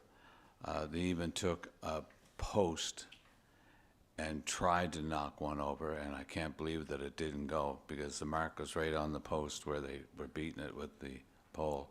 But anyway, in saying all that, I know that I've been in here before and talked about cameras, and I know that we have a camera down there, and we're looking at that right now, but we need more cameras down there. We need this destruction to stop. It's terrible. It's, you know, it's disgusting, and the people, that's one of our prized possessions in our city, is, you know, between that and our credit union place, anybody that comes here to visit will tell you that, you know, you have the most beautiful boardwalk, you have the most beautiful wellness center, and you know, we need to put more cameras down there, and you know, we seem to be able to find money for a lot of things, and I think we need to find a way. I know power is an issue, but hey, we have an electric utility, and we need to put some cameras down there, whether they're trail cameras, or I don't care what they are, but it's just sickening to get up in the morning and face something like that. Just wanted to put that on for the record. I'm requesting more. Go ahead. Thank you, Your Worship. I guess I thought this had all been taken care of. I thought we had multiple cameras because I know we had requested it previously. And then somebody had mentioned that power was an issue, so I don't really think that holds much water, because you can literally put a trail camera in the middle of the woods to watch a deer. So I don't know. I guess I don't know what the holdup is. I don't think that, it's not like it's a new issue. It's an ongoing issue. It's an ongoing issue since we've all been on council, this group, and it's, I mean, if you look at the amount of the labor time and the material that the city has had to pay out, we could have cameras on every post down there likely. So I don't see why there's any reason that this would even be, there would be a second thought on it. I guess what I'm wondering, and we all sent emails back and forth pretty well, to me, there just seems to be some type of a defiance because it is such a beautiful, well-enjoyed, multi-purpose, all-season gift to the community. And it seems to be when the photos come in, it's usually early morning. So I'm just wondering, does that take place through the evening? After dark, would the cameras pick up something like that? And what would be our next step if that were to be picked up? Then what do we do? It's a policing matter, it's a discipline matter. Where do we go with it? Because I'm a firm believer that we need to have consequences for people to listen. It's definitely a police matter when you damage people's property. I would, just to touch on Councillor McColeman, I have security cameras at home, and they are not expensive ones, and they see things in nighttime very clearly. So I would assume that we're probably investing in ones that are not an Amazon special. So I would assume that they could be picked up quite clearly. I'm just wondering, how many cameras do we have down there? Because we have had this conversation before about cameras and that's only in the last year. Like, do we have one camera? Do we have 15 cameras? Are they only pointed at like one specific area? Like, where are we with cameras right now? We have one camera there right now, that I know of, but there may be more, so. Okay, Gordon, you've got I think you were trying to turn your mic on. Yeah, let me just speak to the issue broadly, and then we'll try to get that specific answer. we do have cameras in the area, and I'll ask Deputy CAO JP just to update us on exactly how many. The issue took place last night, according to our camera anyway. Started at approximately 1:40 a.m. All the camera footage has been turned over to the police. We've had multiple discussions with police around security in the area and the benefit of cameras in the area. The police continue to tell us that while cameras may act as some level of deterrence, from the police perspective, they don't offer much investigative value. However, we have turned over what we have to them. We've, in the last number of years, tried to, I'll say, fortify the light standards with Councillor Goody refers to them as collars, but collars that go around the base of the light stands. We've done that as we've repaired them, and interestingly enough, the lights that had the collars on them weren't able to be tipped over last evening, although they were also, I think, smashed or damaged to as well, but they weren't able to be tipped over, which is positive. So as we repair the lights that were damaged last night, we will be putting the collars on all of those. We've recently had to, unfortunately, hire some nighttime security for areas around the solar farm. We've been experiencing some issues in that area and some attempted thefts. So staff were discussing today that the option of expanding that security presence at least for the next number of weeks. Evening kind of security down there through the night will run approximately $3,000 a week. That's certainly something that council can consider and give staff direction on if you wish.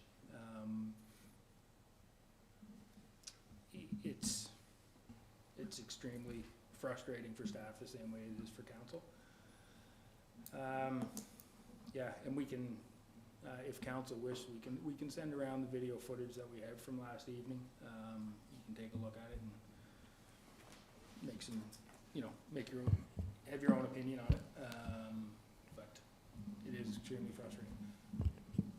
JP, how many cameras do we currently have?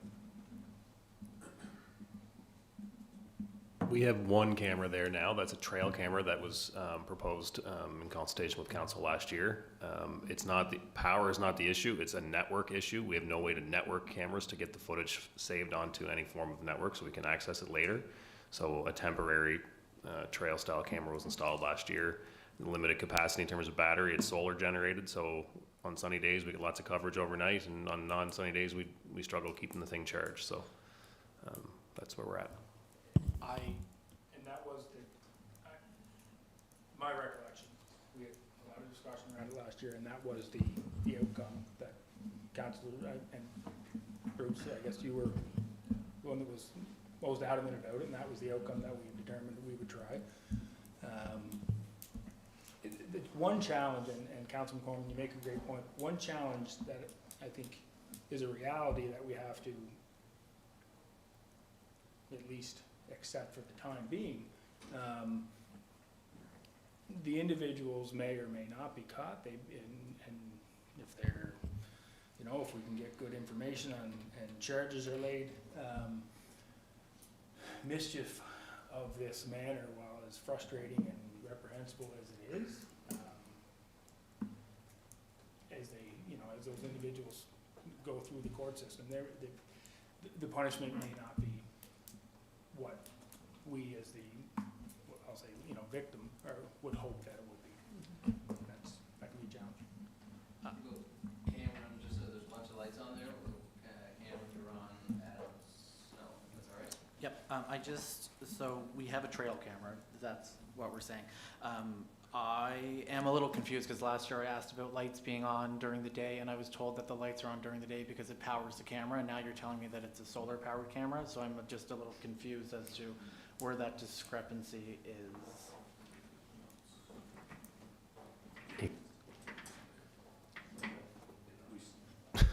We swapped out the hardwired camera that was on a pole for a solar-powered one for higher quality, I'm told, by our service provider. And then secondly, so we don't, like, the issue is not being able to access, like, is there no cloud storage system that comes with this? I don't know. I don't know a whole lot about this particular camera that was ordered. Okay.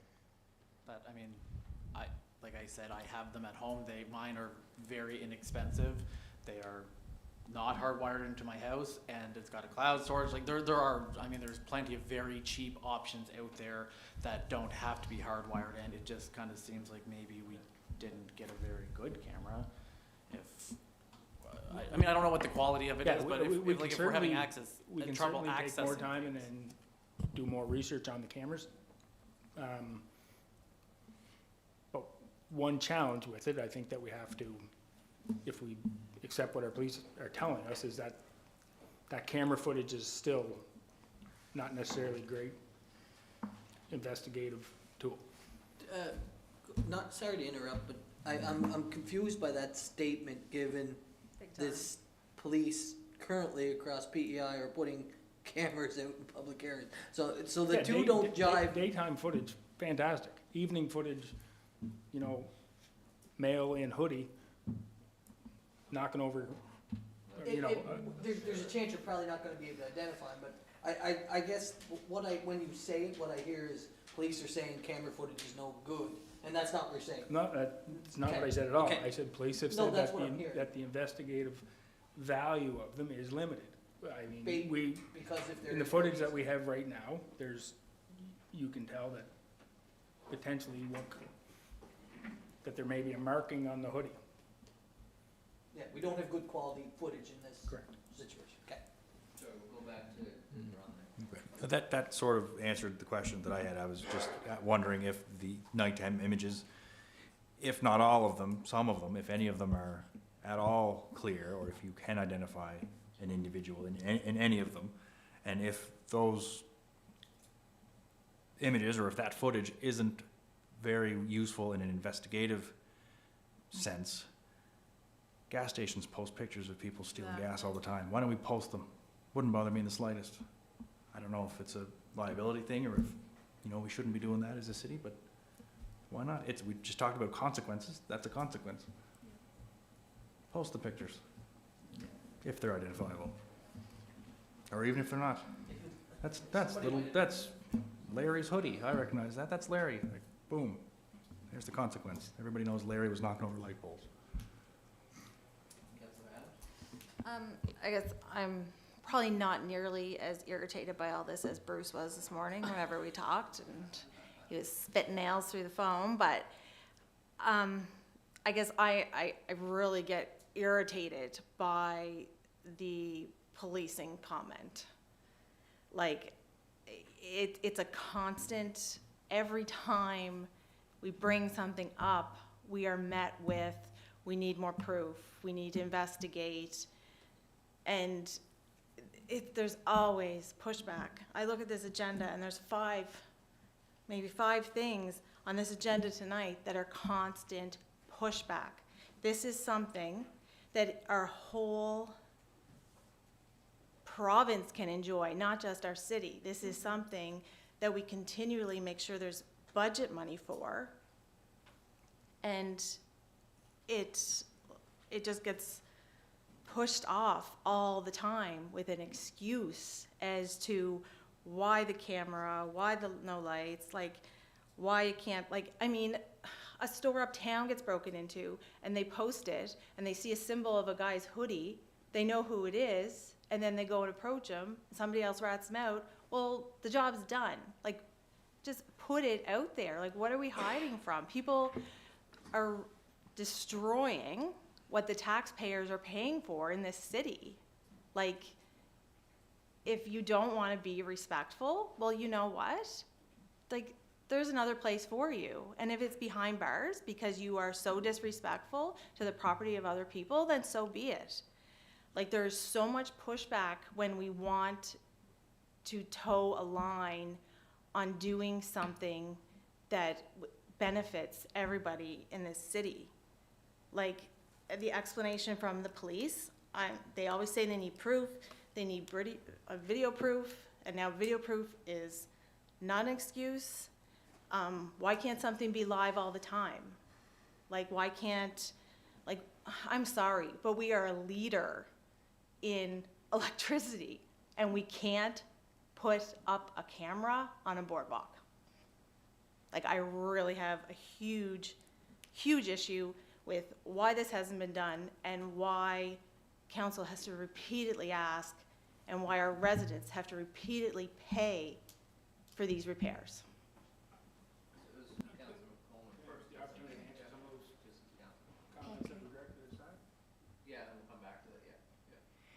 I remember back a number of years ago, there was discussion, going back probably 7 years ago, of having a citizenry group, such as Neighborhood Watch. There were a number of different ones. Some of the larger cities would have something like that. And it was not necessarily to take the place of the law, the policing, but to work in tandem with them, so that there would be some patrolling through the night. It would be a volunteer, like, you know, maybe people that were retired, used to that type of checking things out. And I'm just wondering if there would be any way that we could merit looking into other communities to see if they have something like that, like a neighborhood watch or some kind of a citizenry patrol that, you know, they would be in squads of so many, work in tandem with the police, not to go near the situation, but to let the policing know and to have that kind of maybe footage or whatnot. That might be something that would be a deterrent. Cornwall does that. Yeah, and I'm not talking vigilante, I'm talking about people that would definitely, you know, have the skills to understand the importance of, you know, monitoring, but when they see something happening, like have walkie-talkies or ways to communicate with police so that they know right away, and in record time, there could be somebody on site to catch them in the act. And I don't know all the details, but I'm sure there are groups out there. Like I'm thinking, there's a group like with children, there's neighborhood watch, so I think there would be some around security and safety or patrolling that way. Yeah, thank you, Councillor. I'm just going to interject really quickly because we're at 7:35 here already. And we're starting to get to discussion around solutions, but I don't think we're going to find solutions here today. I think obviously council's frustrated, residents are frustrated. I think staff's frustrated as well. Like the staff are the ones taking these calls, and someone's going out and repairing all of these and picking the garbage can up off the beach and dragging it back. It's incredibly frustrating, and this has been a recurring issue at the boardwalk, and it seems to continue to escalate. And we could sit here and discuss it all night, but we do have other items. So I think what we should do, this is my proposal at least to council, if you're open to that, is have a sit down, I don't want to form a formal committee, but I think we need to get a couple of councillors, particularly those who have been speaking up quite a bit here, Councillor McDougall, Adams, Cameron, whoever else wants to join, to sit down with the police and then to come back with, here are the options that we have. So we've obviously heard some cameras are a deterrent. Sure, that's potentially helpful. Is closing the boardwalk certain periods of time helpful? Is whenever there's activity at certain times that's captured by video evidence that gets posted. All these are options. The Councillor McColeman's suggestion and recommendation about what's happening in other communities by involving community patrols, and then the other ones that staff have already been working on and looking at, which is exploring the cost of having private security. This is not something that is just a Summerside issue. We are seeing in a variety of different ways in different places in the province and across the country. So I think it would be helpful for folks to go away and then come back with what are the hard solutions. We're not going to fix anything here tonight, or put up one camera isn't going to stop, obviously isn't going to stop it, but we need to look at what the cost and solutions are for things here so that we can maintain our boardwalk. And there may be some short term, and there may be some long term. Like the reality is I've been a 16-year-old kid too before, and sometimes you walk by thing and those poles that are there now are pretty tempting to kick for a 16-year-old, and sometimes we have to figure out how we design our spaces. So long term, we may look at, okay, is this something that the committee wants to look at? Are we going to change how we even light it? But come forward with a variety of solutions so that we can try and get on this as best possible, because unless people want to. Yeah. That'll be my recommendation, that we Okay, set that up and have that before our next committee of the whole, and have a report back, and have police join the councillors who sit in on that meeting to report back. I would be pleased to sit on that committee. I just had one little thing I would like to say, that I have called the police, and I've had calls. Mackenzie Drive is in my ward, so I get a lot of calls from down there. There seemed to be a lot of traffic in the parking lot during the night. I have called for extra patrols. They've put on extra patrols, so I thank them for that. The other question I had was, Gordon, if you share that video with us, can we share it? Up to you. Perfect. It's already shared then. Thanks. Deputy Teo, you have your light on. Oh, I can't just turn it off. Okay, yeah, I know the lights are a little confusing here today. Gordon, did you still want to speak to this matter? Okay. So maybe, Councillor McDougall, can you coordinate a meeting and open that up to council, and work with representative police services and with staff to get in the room to come up with what the options are to try and do a better job in terms of look at what the options are to help protect the continued damage for the boardwalk. Is that okay? Okay. Well, now, if everyone's good, we'll move on to item 3. Mike T, you're up. Thank you. So this evening I'm here to talk about the new labor awareness campaign that we recently launched. I'm going to walk through some thoughts and comments, share with you some ideas of what we've done. Obviously, I should have probably done this a while back, but in our haste to get things going, we launched it. So the goal of the program I'm sharing with you tonight was to collaborate with our key industry sectors, targeting specifically clean tech, IT, aerospace, and light manufacturing, to help them raise the awareness of their employment opportunities in Summerside now and into the future. There certainly was a sense of us trying to help them differentiate themselves, not only in terms of the employment opportunities, but the lifestyle advantages of Summerside. And it was felt that that was something that was missing. It was meant to take some of the lessons learned in the industry best practices to promote Summerside, showcase opportunities, showcase lifestyle, drive conversations that could lead candidates applying for these open positions with the companies. It was about trying to build a story on Summerside, showcase the careers, lifestyle benefits as well. In launching this initiative, it was intended to showcase and differentiate our employers as they look for talent globally in a competitive world. I personally made 2 claims that I failed to instill proper situational awareness and contextual reasoning. And while the underlying data, as an example, on the housing was somewhat statistically accurate, it was not the current representation of the local situation in terms of our current vacancies and the struggles of housing costs in Summerside.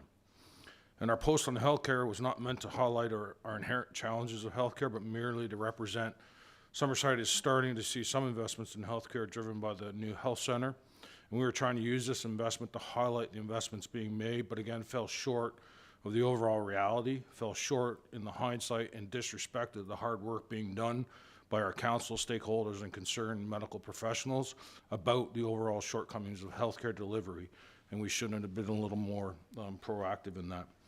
These 2 issues, which I realize I should have been more cognizant of the local dynamics and the potential impacts of quoting primary research without contextualizing in a broader brush, and for that, I truly apologize. The posts were not done with malice intent, but more to show that we have some positive momentums happening in Summerside, and that we're also dealing with them head on. And I take full responsibility for this misstep, and going forward, we will be implementing more checks and balances, specifically coordinating more directly with our communications professionals and our outreach to ensure we have better controls and oversight in how we communicate to our target audience. So with that, I'd like to just get into the general overview of the project. So today, each of us is surrounded by tons of promotion and promises of better life or better workplaces, and it's becoming increasingly difficult to win talent loyalty with only bright promises. We felt it important for Summerside to rethink what Summerside meant to a job seeker. What exactly inspired people to move to Summerside for work? Summerside does have a low level of awareness in labor-rich markets we were targeting, and it's challenging at times showcasing our amazing companies, opportunities, lifestyle, and investment opportunities against other jurisdictions. This campaign was trying to highlight some of our amazing opportunities in Canada in very specific markets within the country, and it's still messaging that allowed people to connect and explore what Summerside is and what employment opportunities exist. Again, it was trying to raise the awareness bar of what's possible in Summerside. In order for Summerside to succeed, based on the conversations we've had with our local business now and into the future, we need skilled young labor we just can't supply fast enough. Our ambition was to take some of the burden off business and collaborate with them to raise the awareness, sell the community and the lifestyle, and not just the job, and attract skilled workers. Workers who may not realize the opportunity and lifestyle benefits that Summerside has to offer. Saying that Summerside is a great place to live, work, and play could easily be dismissed as marketing language, and the research developed had suggested that messaging needed to focus on jobs, housing, costs, lifestyle, with supporting imagery and testimonials to that end. The campaign is still very much in its infancy, and we do hope to grow it organically and expand our networks to grow our reach. When we initially launched this campaign, we did talk to 5 of our key champion employers in Summerside. On the screen there, I won't read it, but it just talks a little bit about kind of their thoughts and feedback in terms of what we wanted to achieve with this campaign. And again, it was a campaign that we're continually trying to involve and test in the marketplace. In terms of who we're trying to target as part of this campaign, and again, it was driven by a lot of collaboration with industry, was we had identified very specific demographic we're trying to connect with in very specific geographic regions, like the Toronto, Montreal, Vancouver's. And this demographic, from our perspective, was more mobile, has the skills that we're looking for, and utilize the platforms we had designed to reach out to them with. In terms of some of the campaign's short goals, it was obviously to create an effective marketing funnel to consistently generate leads for our local business. It was used to kind of raise the labor opportunities in Summerside to fill immediate local business vacancies, and they create a funnel of high quality talents for business to further work with them on longer term opportunities. And the longer term goals, again, from some of our research, was to build awareness for Summerside's brand and attract job seekers with young families from other provinces on an ongoing basis. One of the questions on why we did this, we look back at our 2 years of studies that we've done with business in terms of them, in terms of their priorities. Labor has always been in the top 3.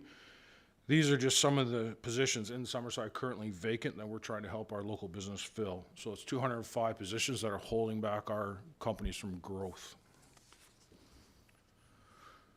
When we undertook some research, and again, we made some missteps, and we are committed to correcting those. The research, from our perspective, kind of delved into what does the ideal candidate look like, where does the candidate hang out, what are the channels they use to communicate, what value can we offer as an employer and as in a city, what motivates them to action, and what are the things that most concern them. So the program that we developed and designed, again, still in its early days, is trying to answer those specific questions. So again, each of us is surrounded by tons of promotion, promises of a better life or workplaces. And again, it becomes increasingly difficult to win talent with just bright promises. And therefore, we thought it was time for Summerside to rethink the way we were reaching out to people and what exactly inspires them or potentially inspires them to want to move to Summerside. And that was the desire of this whole campaign. And I'll just quickly wrap up with, if I can, one of the videos in case you haven't been able to see it. And then we'll open it up to questions. Hi, my name is Ashley Christie. In July of 2019, my family and I moved here from Edmonton, Alberta. Our main motivations for moving our family back east was to store our children, to grow up, our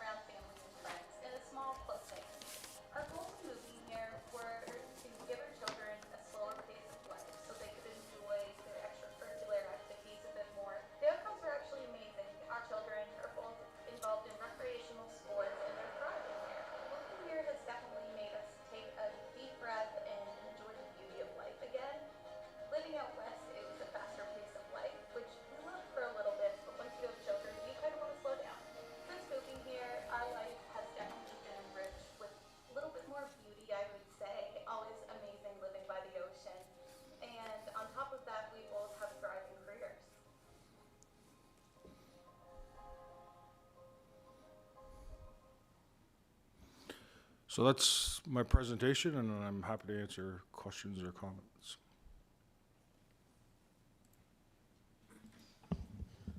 Mike, that video that we just seen there, how is that getting out to the target audience? What are you using right now? Because that's a great video, in my opinion. What do I know?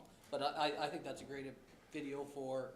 By the way, I am in that 1980 to, so I'm in that range. So I thought it was a good video. And if I was in Edmonton or wherever, I would think, wow, that's something that interests me. So how are we getting that out to the ones we need it So our marketing folks had come up with a game plan in terms of position or promoting via various social channels in terms of in market, in the markets that we're targeting.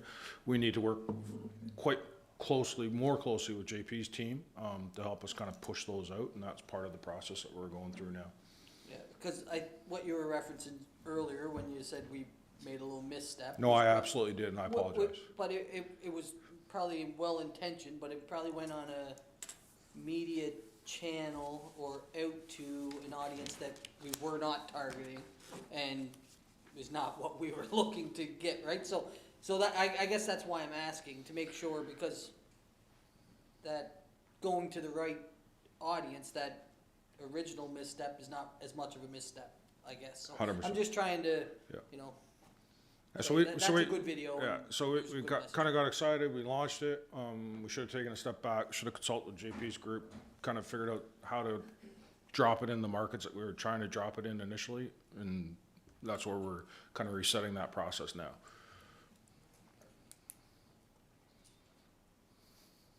Yeah, awesome. Thanks, Mike. One, thanks for coming here. I think it's really helpful for council to hear about what's happening, like before. It's helpful before campaigns go live, because as it often happens, right, that stuff lands, and we talked about that. Anything that goes into public is going to come back to council as well. And also, council is a great asset to be able to share this campaign through networks, not just here in PEI, but across the country. Yeah, I'm really happy you're able to come in, and we got those corrected post issues, and we're able to have some local, I would say, local insight into a couple of the stats that you were given, the data that is, I know CMHC data says this. But that's why it's really important to add that local layer flavor when sometimes the numbers that come from government don't line up with the reality on the ground. Lesson learned. Yeah, absolutely. And I think it's also really important, was at Don McDougall was speaking this morning at Rotary, and he talked about the importance of culture and transparency, and how organizations that are able to speak openly and correct things and make adjustments are the types of places that tend to succeed. And I think this is, in a lot of ways, a great example of what separates Summerside from most places. So I hope it continues to grow as well, and I hope we can get this out into the hands of others across the country and continue to focus on growing and retaining and attracting young working families. And I think that's the key point, is the retain and the attraction piece. Anything that we put out there that is going to attract people also needs to be consistent with what the same messages that we're retaining. Yeah. Thank you. Yep. Yeah, absolutely. And I think I'm excited to see where it goes next. Okay, thank you. Awesome. Thanks, Mike. Okay, guys, thank you. Sorry for keeping you through the whole boardwalk conversation. It's good. That's item 4. We'll move on to item 5, which is safety guard railings. Councillor McColeman. Okay, I think every one of us received the email from Les Chipperfield, who is here this evening, so thank you for being here. And I won't even get into the email because everybody did read it, but I thought it was very appropriate, and I appreciate that Director JP is here, Deputy CAO JP, and I believe that you have some information that you wanted to bring. Thank you, Councillor. Yeah, I have a presentation here that I should be able to present with my eyes closed, because I've done it a few times over the years, but essentially we've been up in front of council discussing the feasibility of handrails at the Credit Union Place a few times. So I'll take through a brief history and then a very brief sort of summary of where we kind of stand, and then I'll open it up to the floor for questions. So briefly, Credit Union Place was designed under the National Building Code and was done so with accessibility as top of mind. We've undergone a number of accessibility audits, third-party audits since 2007 with strong results. Some alterations made to the building, but for the most part remain pretty strong. Internal engineering staff presented the code concerns as it relates to handrails specifically multiple times since 2007. Currently, the top row of the Island Petroleum Energy Center are fully accessible, accounting for about 600 seats. The bottom row is also not fully accessible, but accessible by handrail. And during ticketed events, ushers and staff are available to help people to their seats when and where asked. Despite that, in 2009, Community Services were asked by Council to commission an external third-party handrail feasibility study, which we did. And I think I circulated that around to Council a few weeks ago. There were two fundamental findings from that feasibility study. Essentially, one, the aisle widths in each individual aisle around the Island Petroleum Energy Center do not allow for a handrail to go down the center. As it relates to the National Building Code, you are required to have 43 inches of clear egress space in an aisle, and currently ours are 53 currently right now, sorry. So adding an aisle or a handrail down the middle cuts that aisle access down to 26.5, which is quite a bit below the required 43 inches. Intermediate posts were considered. Those are the ones you'll see, the candlestick style posts, which some would argue that you can still have access or egress through an aisle, even though it would not be the 43 inches required. So we asked the consultant to review those intermittent posts. They came back with some fairly serious concerns about the reach down effect with intermediate posts. I'll just flip to the next slide that kind of outlines those. So this is an example of those in another venue. Essentially climbing or going upwards in a stairway, these candlesticks work really well because you can get to a step, grab again. The big concern from our engineers was the downward motion where you have to leave a post while you're making a downward step and you leave the post at that time. Created some pretty serious safety concerns from their standpoint. And they also don't technically meet the National Building Code or Fire Code as you need an unobstructed 43 inches, and these are considered obstructions. So an additional concept as well is the continuous handrail, which you see in other venues. This again requires that 43 inches of width, which we don't have, but these are considered the more safe and accessible means of adding handrails into the venue. So essentially what we've been kind of faced with over the last number of years is council being sort of asked to consider directing staff to sort of break, or not sort of, but to break the National Building Code and fire recommendations in order to install these posts at Credit Union Place. And that's sort of the brief summary of where we're at. Questions, comments? I just had one really quick one. So a couple of people had asked me about the handrails, and I had told them when they go, if it's necessary for them to sit at the bottom, that staff can escort them through the wheelchair accessible and to get them to the front rows. Is that correct, or is that, like, if there's a need for them to be sitting down that low and they can't get there? Yeah, so on a regular day when the venue's open to the general public, and most certainly if a patron went to the front desk and asked the staff to make themselves available to be escorted to an area of the venue they couldn't get there, we would do our best to help. And then during ticketed events, we tend to have a fairly large number of ushers and ticket takers around, and staff, myself, and we would gladly do the same. Yeah, okay, I told them, and then afterwards, because I thought that was the direction you had sort of, if they had to sit that low to get staff assistance to gain the corridor in the back and stuff. So I just wanted to make sure that that was still the route that you wanted to take.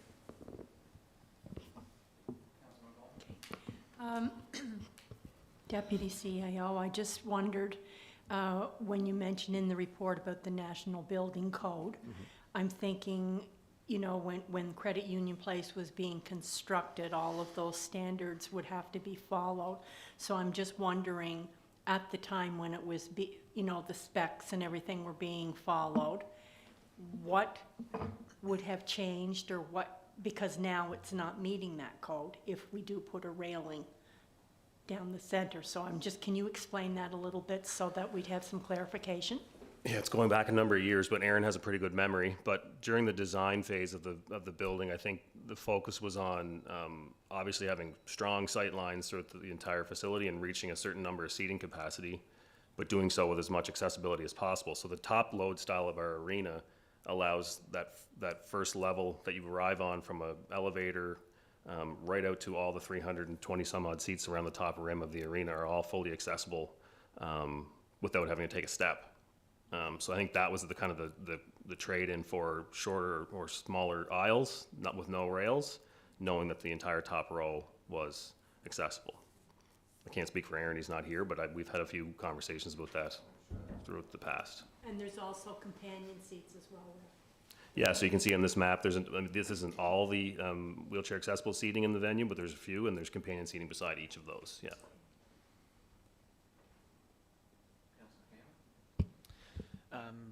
I am just having a hard time with the term accessible, because to me, the term accessible seems to be different than what is being presented here. From my understanding, the term accessible for the Credit Union Place is having that top row accessible, wheelchair accessible, and potentially the bottom row. The bottom row is not wheelchair accessible. No, not wheelchair accessible, Okay. but accessible. Yeah, there's I am just wondering about the multitude of other seats that people have the right to sit in that are not accessible to them at any given point. Just because someone is not in a wheelchair does not mean that they don't have mobility issues. I don't think that we are looking at things from a global position of accessibility. I think we are looking at what we can do as maybe the bare minimum of accessibility. And to me, that is not enough. There are plenty of people who live in this city who deserve equally to go in there and sit in the very middle of an aisle seat, and not necessarily during a ticketed event where there's more volunteers than normal. I don't think that it's appropriate for a person with mobility issues to have to seek out someone to make a bit of a spectacle to say, I need help to do this. I feel like this is a bit of a missed mark. And I mean, that goes back to when it was designed. That has nothing to do with what's going on right now. If there is a way to make this even 10% more accessible, I think we're doing more than most places would do. I just feel very strongly that a place that is open for public use shouldn't be 80% accessible, like you said in a previous slide. It should be 100% accessible at all times. And as far as handrails go, is there no possible way to put them along the edge of seating so it's not in the very middle? Does that make sense? It's still considered an obstruction in a fire code situation. Okay, so like to get out, that's still an obstruction. Okay.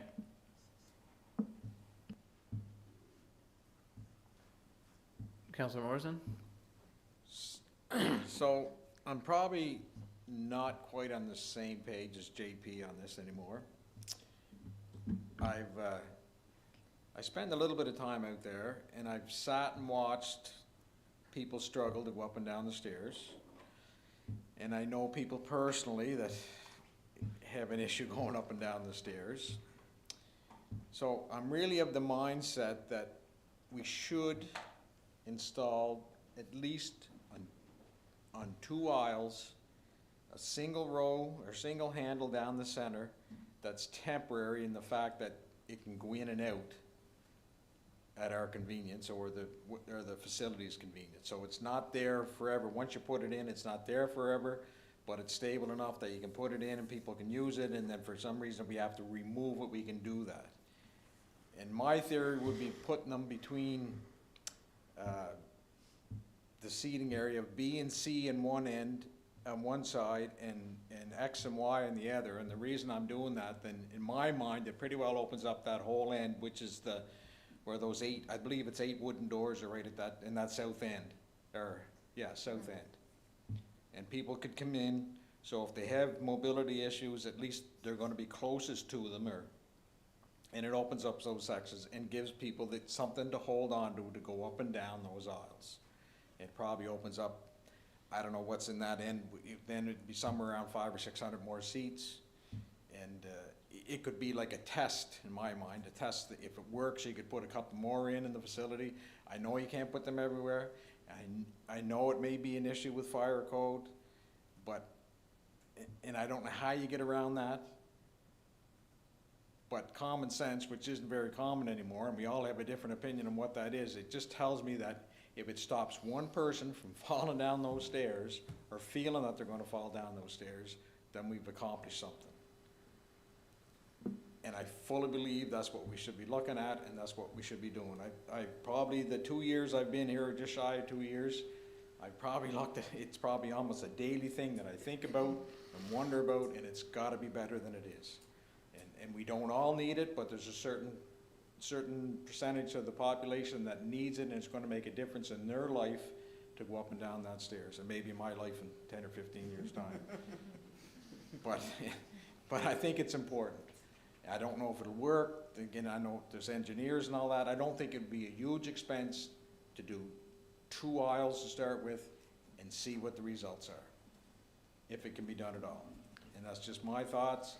And like I say, it hasn't been a 5-minute thing. I spent a lot of time thinking about it or coming up with ways to do it, and I'm sure there's people smart enough out there to do it, that we can put them in and out, and that they'll work, and there's still enough room for people to go on either side of it to get up and down the stairs. Councillor McColeman? Thank you.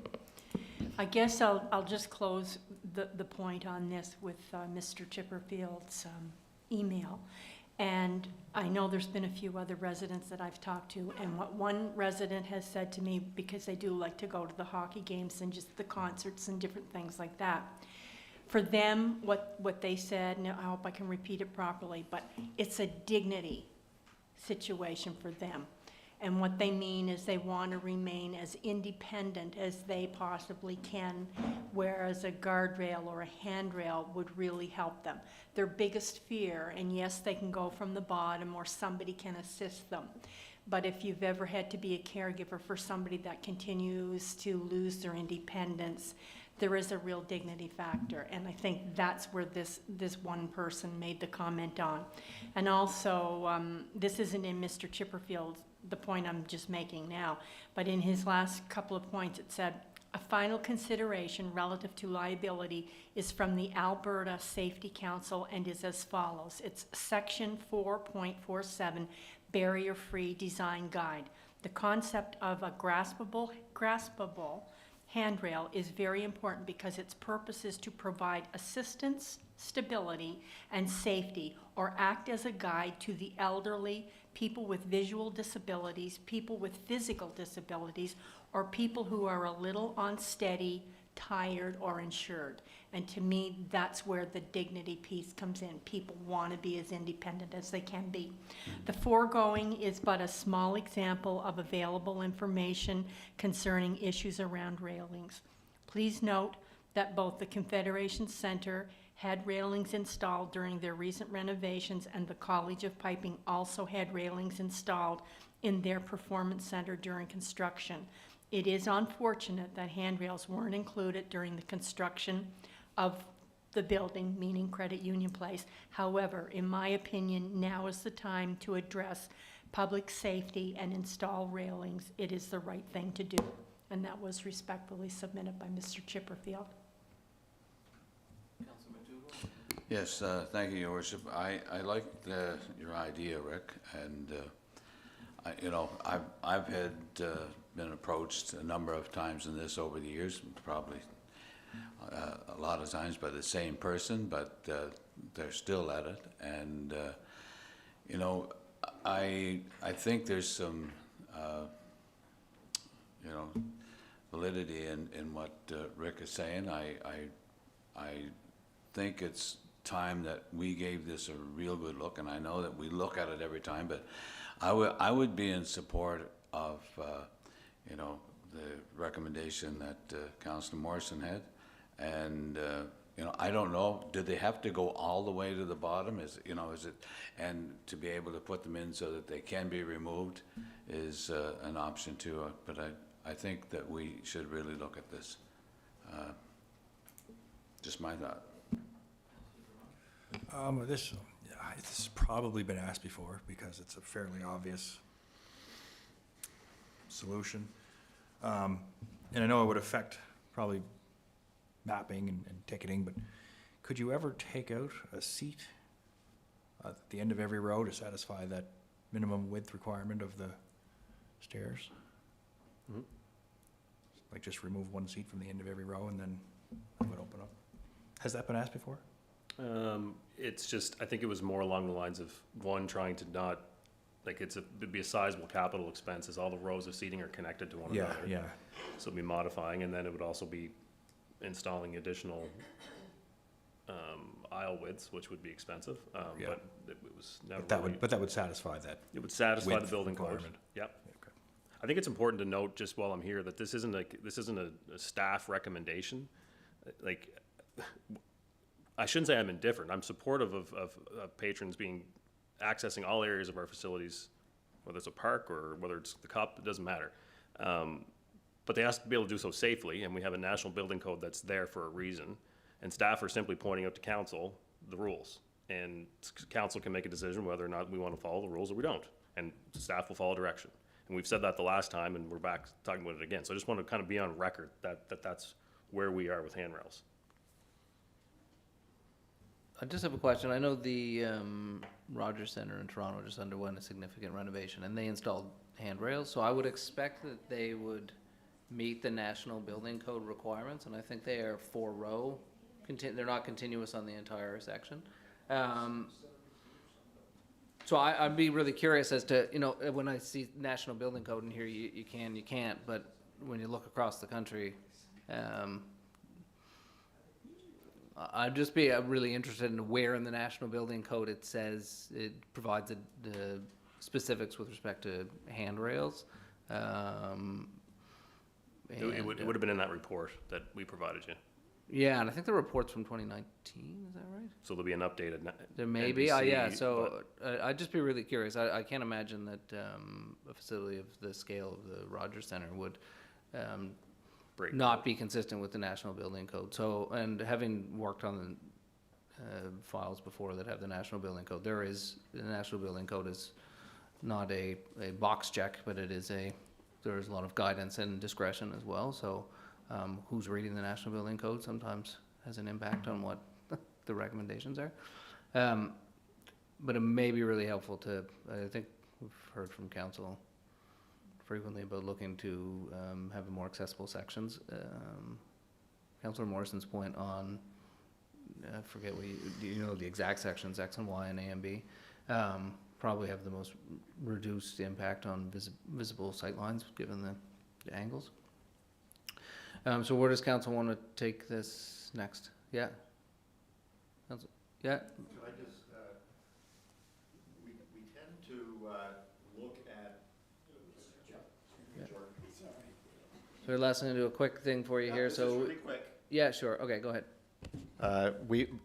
Most organizations, and I'm not using council as the example, tend to, I'll use policing. We always tend to go to how we were trained when we get into difficulties. Well, we were trained that way.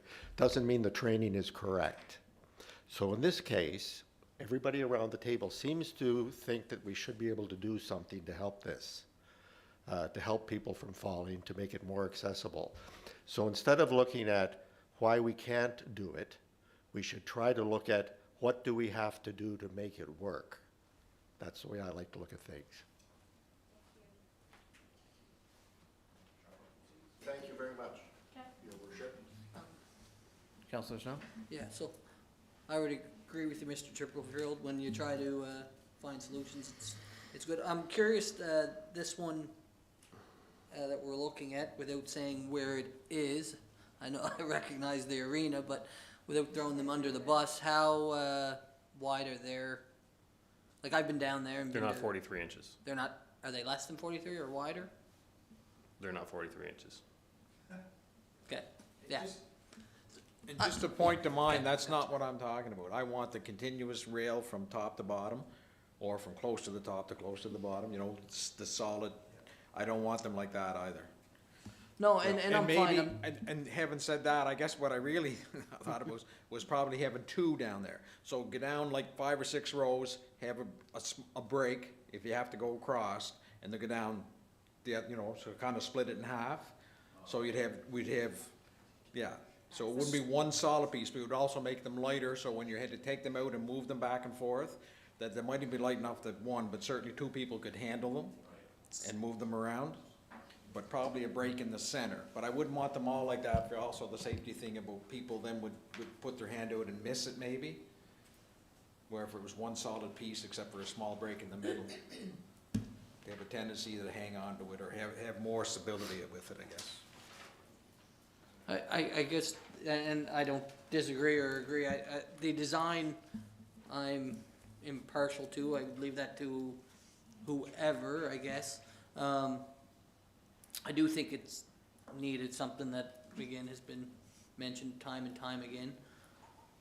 I guess my point is that it's already happening within the province, for sure, that doesn't make it right, but it's not, nobody's going out and telling them to rip them out. So I have a feeling if it's in a public place within another large municipality on PEI, that it's deemed to be okay in some way, shape, or form.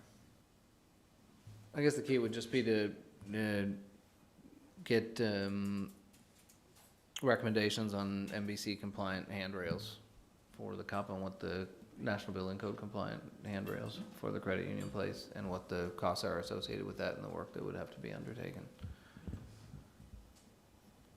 So I don't know if we can get We pretty well already have them in that report, and staff would strongly recommend that if we're gonna be asked to put in rails, that they are the continuous graspable handrails from top to bottom and no breaks at all. Again, I just go back to maybe staff could look at the National Building Code and bring forward specifically, because again, I go back to the Rogers Center, putting let's make sure that it's National Building Code compliant. If they're doing it elsewhere, I just want to make sure that we'll look at what the options are, if the code has changed, or if there have been variances to it, or what the options are for that would be National Building Code compliant. So what you're not saying is if the Rogers Center's aisles are less than 43 inches, we can probably do it here. No, I'm just saying the National Building Code is not necessarily prescriptive on all specific items. So I would, and we can have someone who can come in and provide to us or to staff again, what the options are within the National Building Code, and then come forward with the recommendations. And the National Building Code has been updated and is regularly updated, so it has probably changed since 2019, so maybe there are more options available.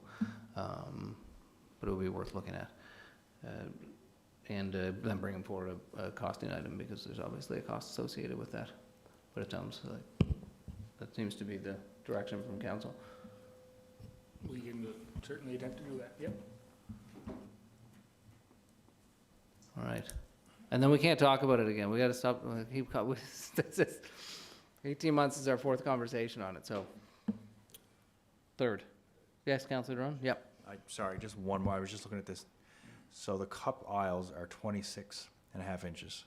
Cup aisles are 53 inches without. Okay, so if they were split in half, it'd be. They become Okay. 26 and a half, and the required is 43. I was gonna say half of 26 And is I think very that's the narrow. leniency on the code, is if it was like 40 on either side, or 32, 38 maybe they would be, but it's quite a bit less than 43.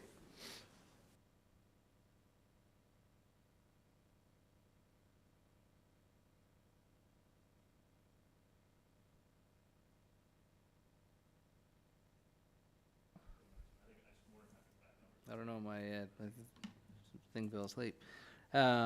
not me. Okay, item 6 and 7 off, community awards process, no JP, we remove item 6 and 7, so you're back for Green Shore cleanup potentially? We're getting there. Community awards process, Councillor Adams?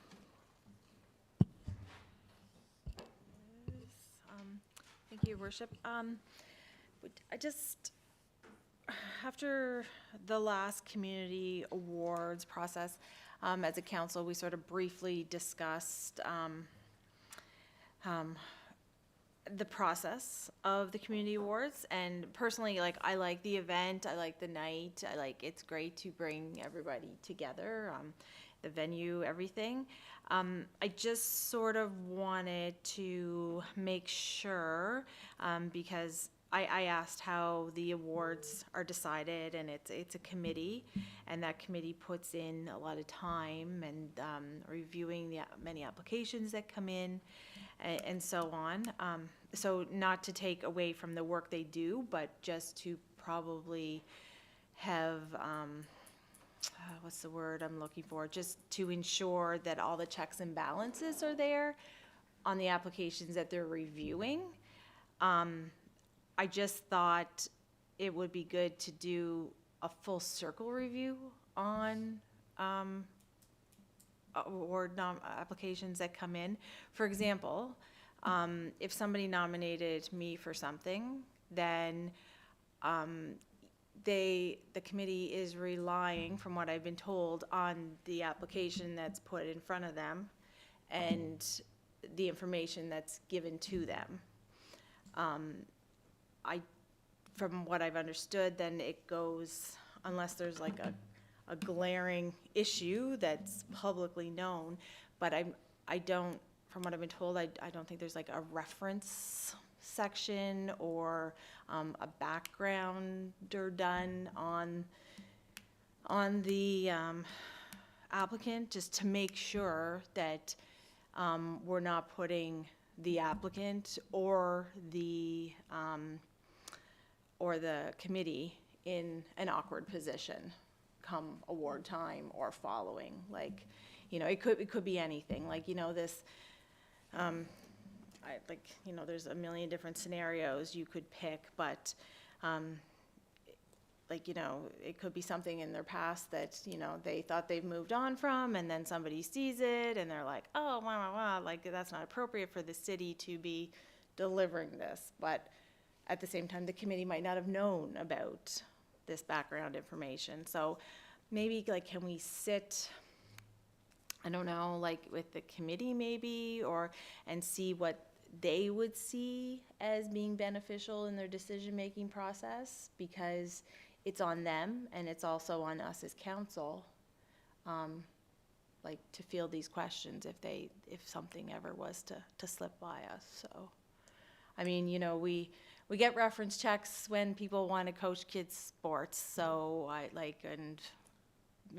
I don't see why, you know, we can't do a little just a reference check, same as if you were going for, you know, a job. It's an award that's given to you in recognition of what you're doing with the city, so I think it should be looked into a little more for the sake of the committee deciding and us.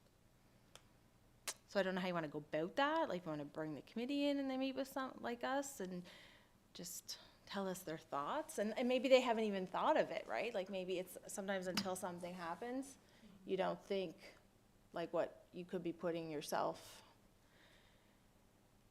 you could be opening yourself up for, so.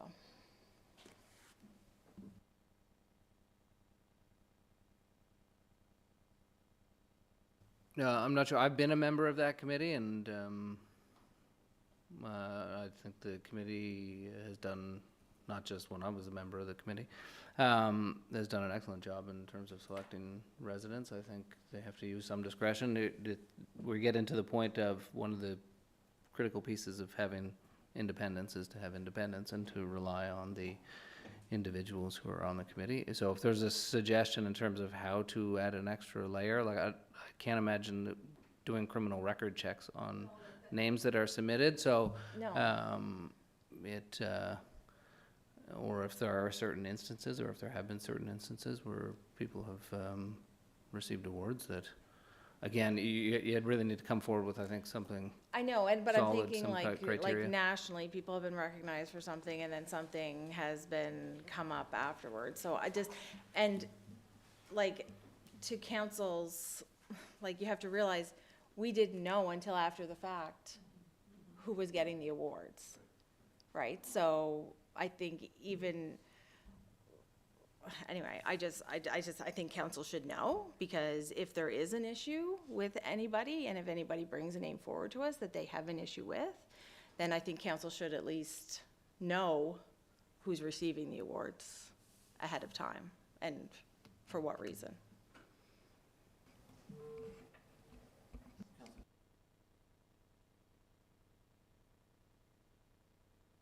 Yeah, we have a recipient here. Yeah, I guess there's no reason why that couldn't get sent around to council before. Again, I would caution council then to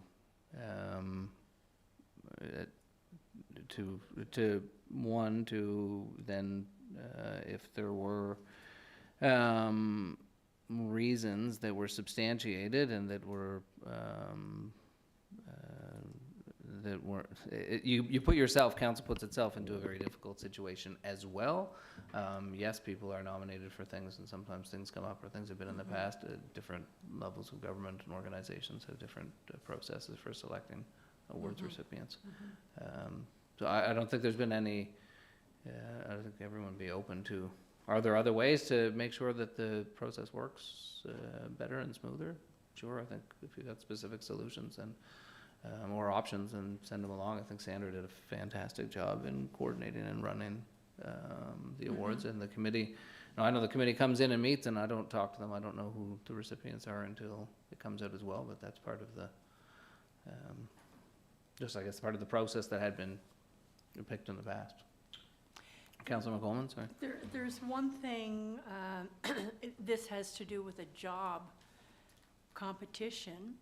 And I noticed that when there is a candidate that has been deemed as successful or being considered, there's usually an email that comes around from CAO that will say that, you know, that the name is given, and then council is given, I believe it's 48 hours to think about it confidentially, and to let the CAO know if there's anything, any reason why you would feel that this candidate would not be a suitable one.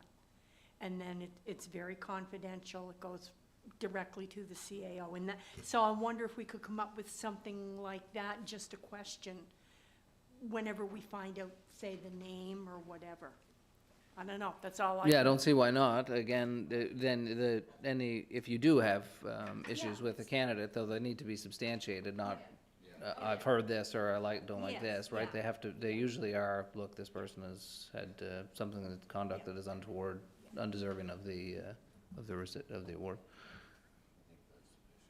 Yeah, we can do. I think we can pass that along to Sandra to add as a. So once the committee makes its decisions, I can come to council, and I think to staff too would be helpful, so they're aware. Does that work? Okay, doke. Green Shore cleanup, Councillor Cameron. I think this will be quick. I have just had a few residents reach out regarding cleanup near the end of the contract.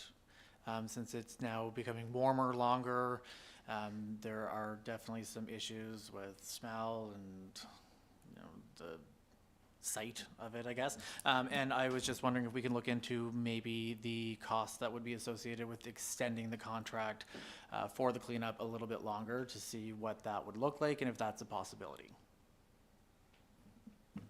That's it. It's quick.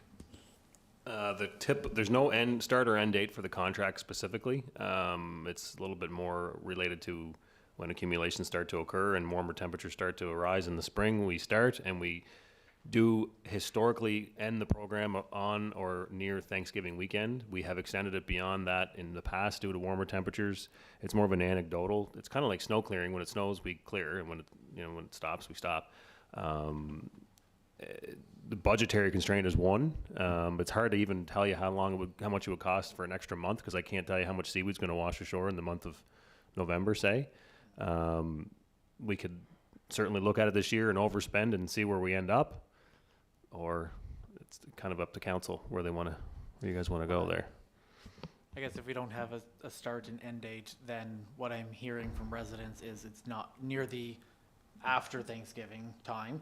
It's just not being cleaned up as often as it should be. So if we're kind of going from like a snow clearing type of anecdote, then their driveway is not being cleared adequately into that time. The anecdote was not necessarily related to safety and snow clearing in that sense. It's more just the accumulation dictates the cost, is what I was suggesting. Yes.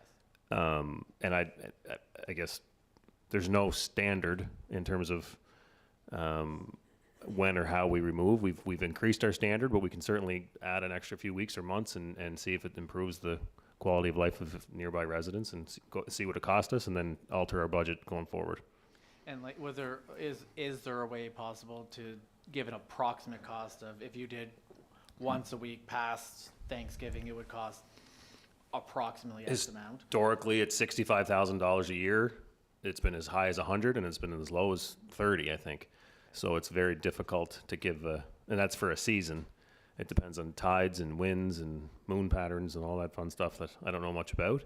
But I mean, I would say $5,000-$6,000 for an extra month in that time of year would probably do it. So, but that's a real guess. I really can't. I'm fearful to put a number on it.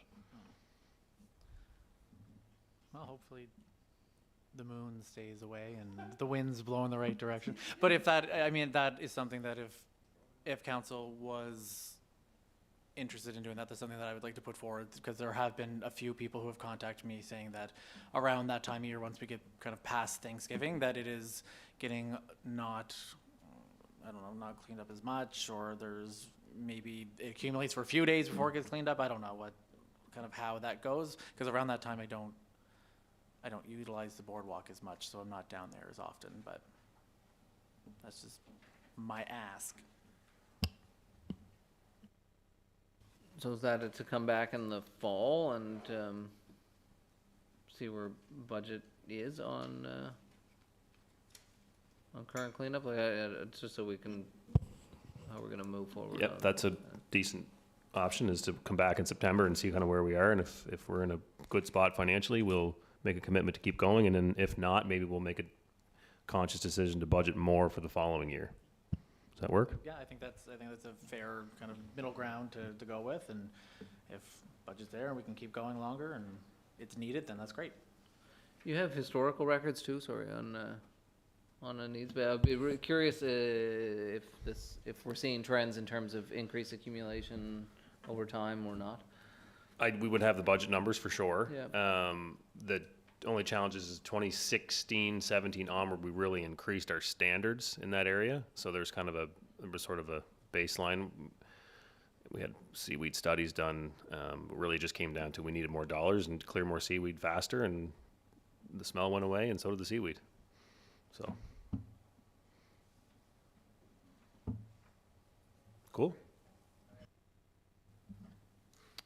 Thank you, Councillor. Thank you, Deputy CEO. Next item is mine. So I was approached by the Ukrainian Canadian Congress. The UCC has a branch here in PEI, although I haven't spoken with them about this matter. The UCC reached out, and they are looking to partner or create more twin city opportunities between municipalities in Canada and Ukraine. They asked if we would be interested in exploring that. I said, well, I'm not sure. I'd have to go talk to council. They sent me a brief deck. So in the past recently, I think this is probably in the past year or two, they have initiated 3 new city twinning processes. The UCC does all the work. They draft all the agreements, bring forward options for the Canadian municipalities to look at other municipalities in Ukraine who may be a good fit or may not be, and then bring forward recommendations to council, and council ultimately would make a decision. I don't think we have any longstanding historic connection to Ukraine, although we do have Ukrainian immigrants here, and there are millions across the country and multi-generational Ukrainians. They probably reached out, as my family has a Ukrainian background, so maybe they saw that as an opportunity. But I said, look forward to have any further discussions. I at least wanted to bring it to council to see if council would be interested in at least exploring what that may or may not look like and what options there may be available. Currently, Summerside has two twin municipalities. It's actually a three-partner twinning, I guess. The town of, or city, I'm not sure which it is, of Stirling, Scotland, and that of Dunedin, Florida. This past year was, when I got here, I asked what work we did or what kind of relationships we still had with those two municipalities, and it seemed to be very little. I did look it up, and Dunedin and Stirling still do a lot of things together, so I feel like maybe we got cut out. I also checked into trying to figure out why, because none of it made a whole lot of sense. I know for me, when I think of Dunedin, I think of spring training. When I think of Stirling, the last thing I would think of is baseball. But it became apparent recently. We had a resident traveling to Stirling, and we also received an invitation from the town of Stirling inviting us to this year their festivities for their 900th anniversary. Yeah, 900. And Segway Greg actually came in to pick up some pins, and I asked him where he was going, and he said, I'm going to Stirling.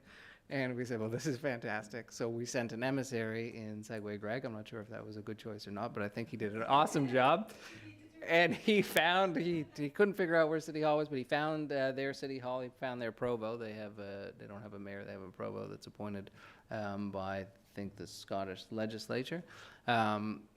He took a flag as well, which was damaged in transit. So we have to send a second flag because the flag was ripped when Air Canada ripped his bag. But he delivered. We did an official letter up and signed it and sent it to congratulate the town of Stirling on their 900th anniversary. And we had as I said, an emissary deliver that. And we have a number of photographs. And so anyway, that was a nice little side touch. But on the twinning option here, we had like I said, the Ukrainian Canadian Congress reach out and look if it would be something that we'd be interested in.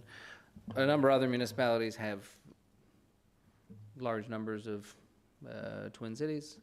Often they relate to something that is the commonality. I did then figure out why Stirling, Dunedin, and Summerside were connected.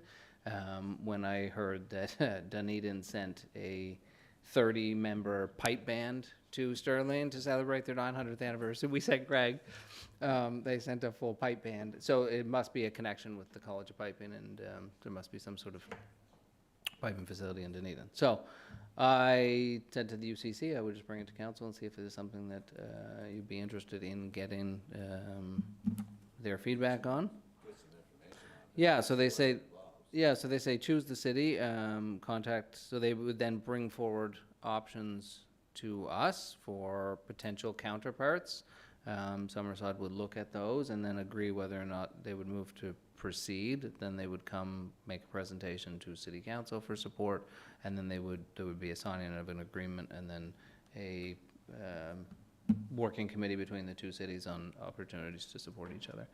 My guess is part of this too is part of Ukraine's work to try and continue to protect itself against Russian aggression and find partners across the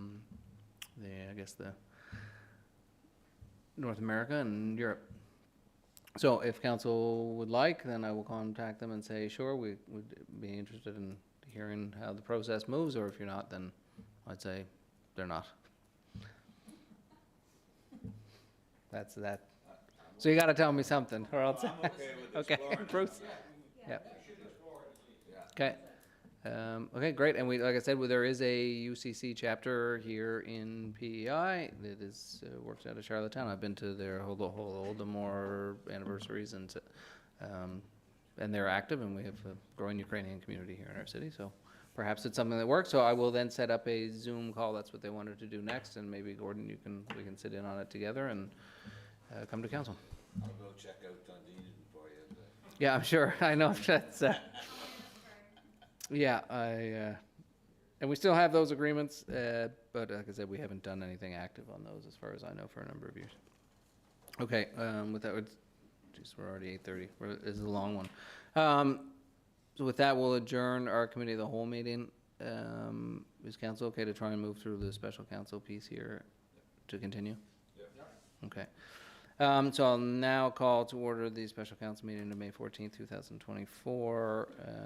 It being, not sure what time it is, 8:42 p.m. Call for a motion to approve the agenda as presented. So moved. Councillor Snow, second. Councillor McColeman. All in favor, please indicate by saying aye. Any opposed? Hearing none, we'll move on. Conflict of interest declaration. Any members of council having a conflict of interest with respect to any item on the agenda? Hearing none, we'll then move on to resolutions. Then we have an in-camera session. Depending on the conversations from that session, we may open up again, or we may not. So there's potential. So I know we've got Rick and George.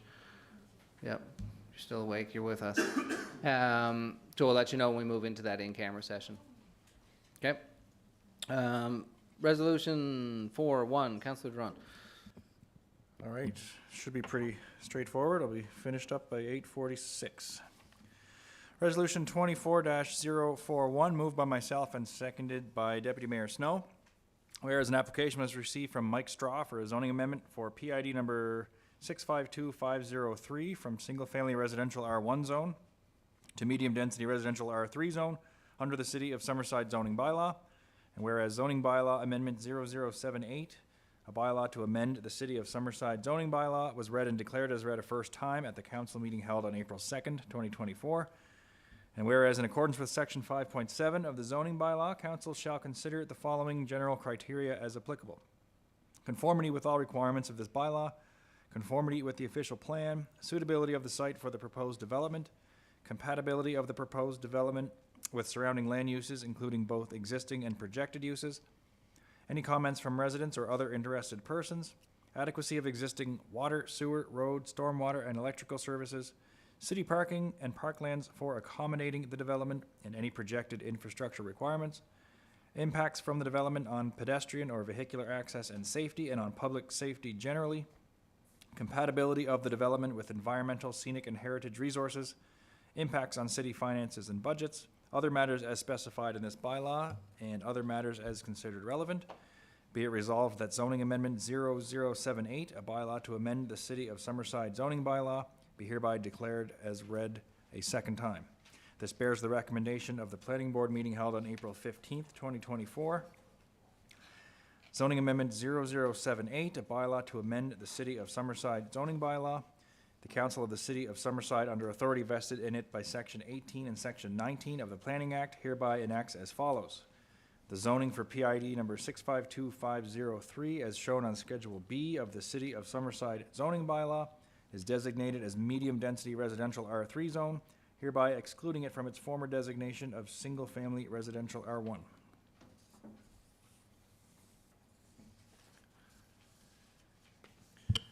Thank you, Councillor. Resolution COS 24-041, moved by Myself and seconded by Deputy Mayor Snow. Councillor Durant, seconded by Deputy Mayor Snow, is on the floor. Any further comments, questions, debate, discussion amongst council? Hearing none, I'll call for a vote. All in favor, please indicate by saying aye. Aye. Any opposed? Hearing none, the resolution is carried. Councillor? Resolution COS 24-042, moved by myself and seconded by Councillor McColeman. Whereas an application was received from Mike Straw for a zoning amendment for PID number 652503 from single-family residential R1 zone to medium-density residential R3 zone under the City of Summerside zoning bylaw. And whereas zoning bylaw amendment 0078, a bylaw to amend the City of Summerside zoning bylaw, was read and declared as read at two separate meetings of council held on different days. Be it resolved that zoning bylaw amendment 0078, a bylaw to amend the City of Summerside zoning bylaw, be hereby formally adopted. Thank you, Councillor. Resolution COS 24-042, moved by Councillor Duran, second by Councillor McColeman, is on the floor. Any further comments, questions, debate from council? Hearing none, we'll call for a vote. All in favor, please indicate by saying aye. Any opposed? Hearing none, the resolution is carried unanimously. Thank you, Councillor. With that, I'm swiping back to the first page, but I think we move into our in-camera session. Am I correct? Yeah. So with that, George and Rick, I think we've already lost work. We're going to ask you to step out while we close the doors and have our in-camera discussion, and then we'll open the doors when council opens again to members of the public. Thank you very much.